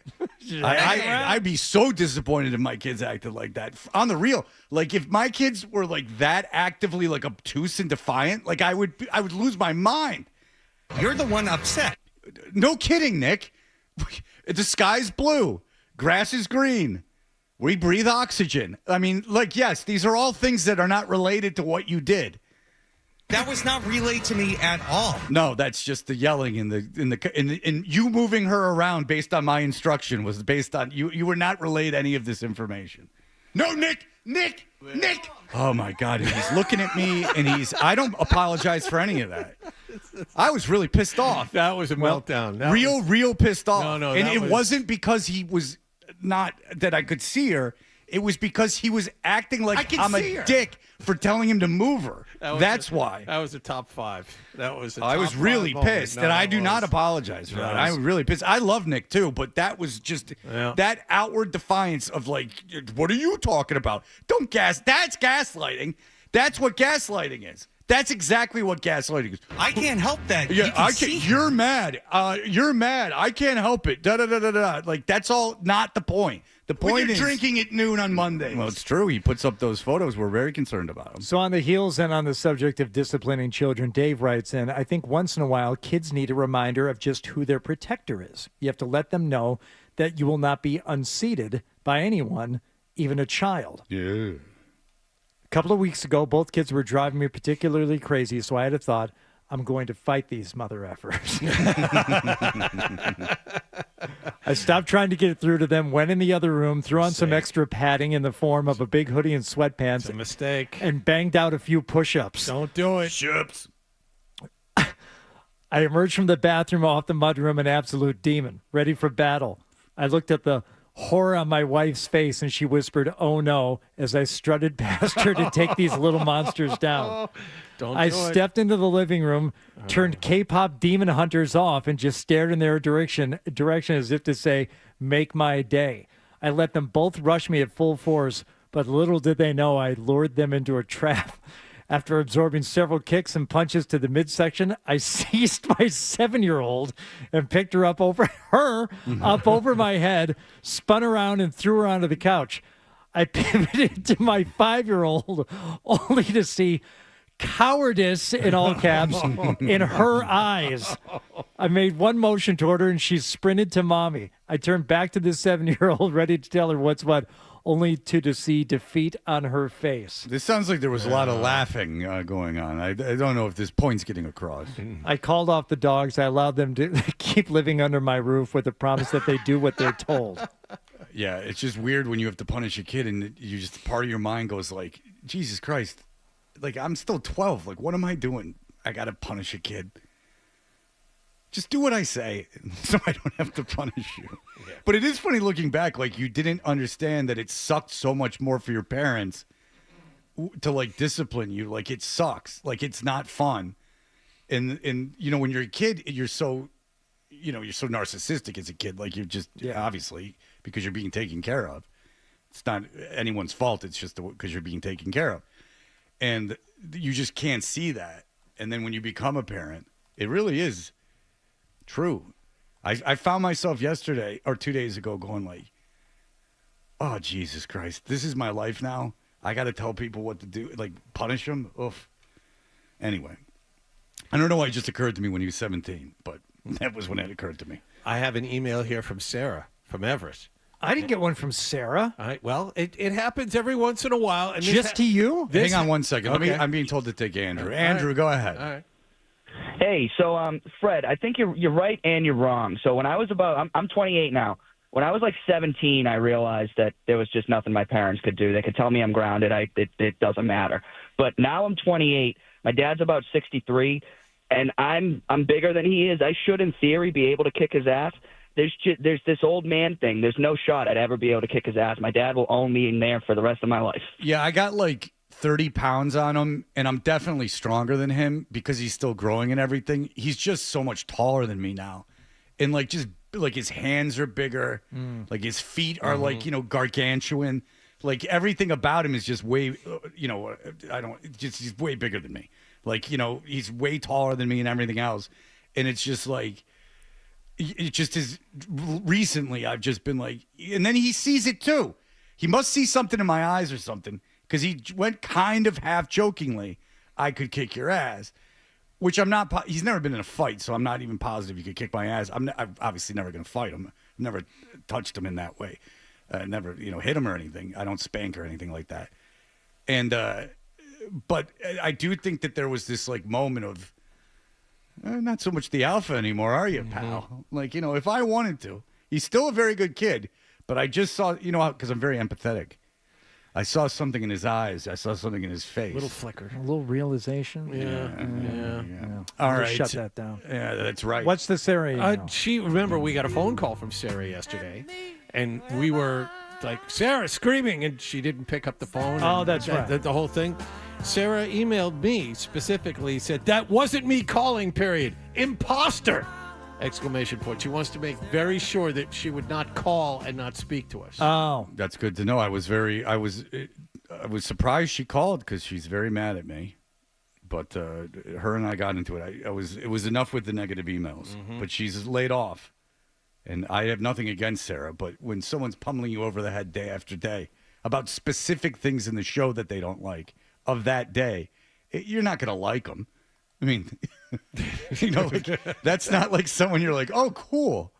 Go ahead. Very quickly. One more from Matt. Said, Wallach, you might be the only one old enough, but is it me or does Fred's Matt McCarthy remind you of Charles Nelson Riley from Hollywood Squares? Oh, yeah, there's a lot of that in there. No question. Foghorn Leghorn and Charles Nelson Riley. Yeah, center square. Yeah, it's not a unique voice I'm doing, but it does, in my mind, sound like him.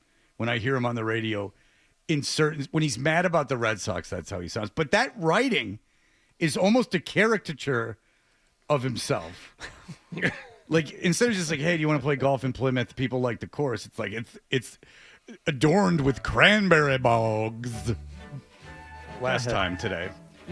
Secondly, I grabbed 2 tee times at Souther's Marsh in Plymouth on Saturday, and I'm putting together a little station outing. 1224. You want one of them spots? Bacone, Beaton, Bar, they're all in. Not sure if you ever played Souther's, but it's the most unique golf experience you'll ever have. Just a lovely little course. Par 61 around active cranberry bogs. And it will absolutely break your soul.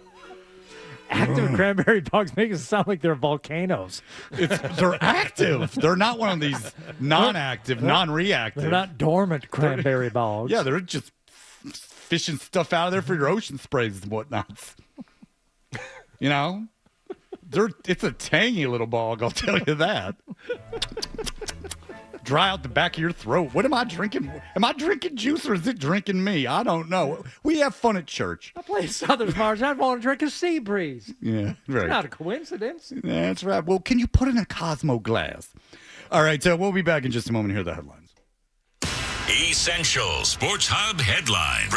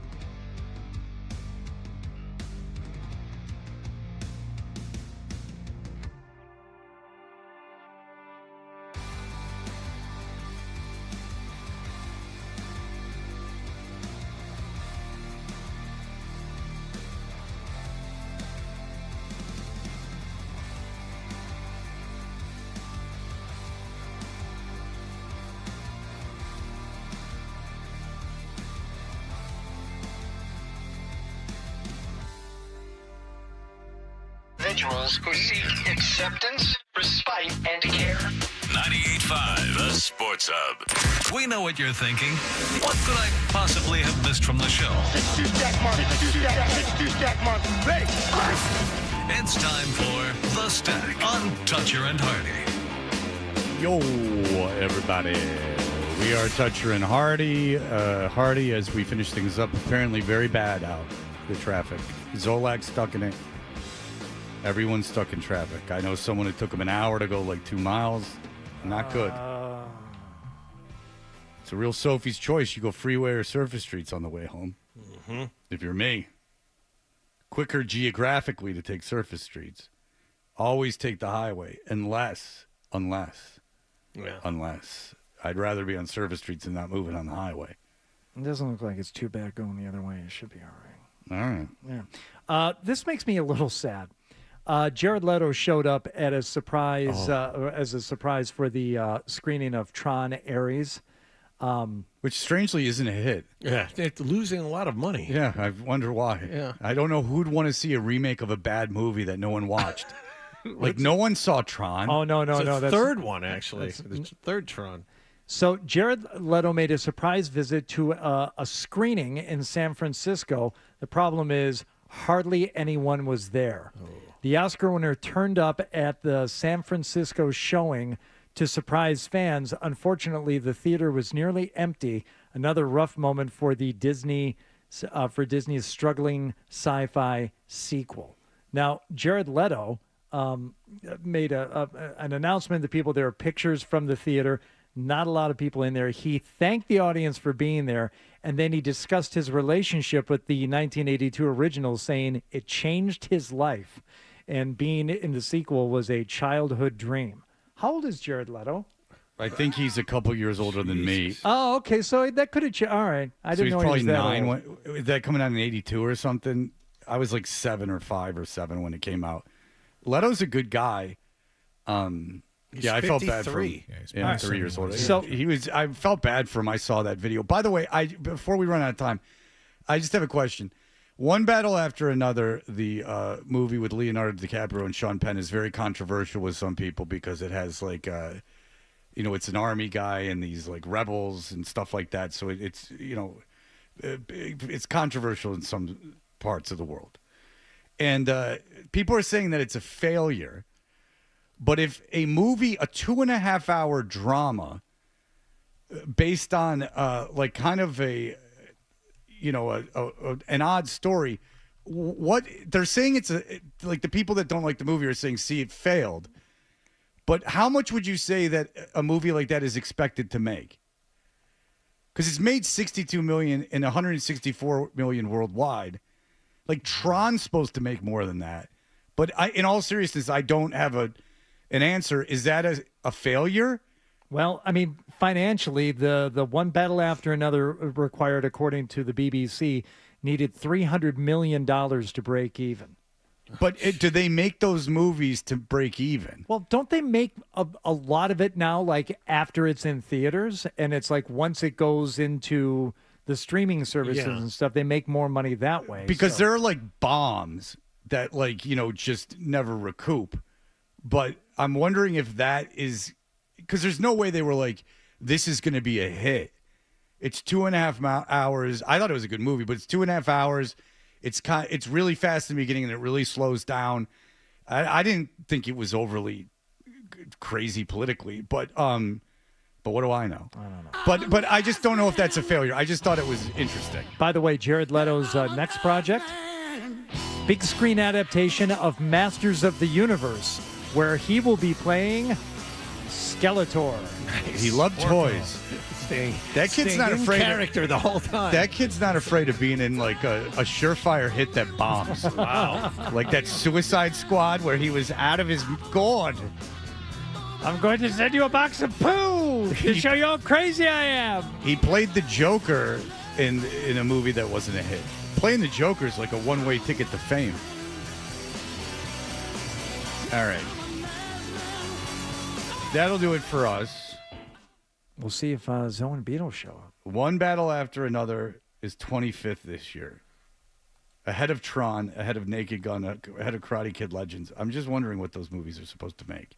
They seem almost like bait for the Academy. Mm-hmm. Like they made that to win an Oscar. Good luck. And I wonder if they're going to win. They're certainly getting nominated for everything. That's probably true. Oh, yeah. That's for sure. True. Yeah. All right. Believe me, I see everything now. And I got to tell you, there's not a lot out there. They don't make a lot of this is this Tron's nonsense. Tron nonsense. Which you are not going to see. No. I will not see superhero films anymore. I cannot take it any longer. They've saturated me to the point where I don't even try. I'd rather They're stay emotionally exhausting. Yeah, that's right. That's right, Nick. All right, that'll do it for us. Everyone have a great day. Bye. Talk to you tomorrow. Toucher and Hardy on the Sports Hub. More than a few of our patients have talked to me about their first time, but it's not the first time you're probably thinking about. It's the first time that erectile dysfunction ruined the moment. This is Dale from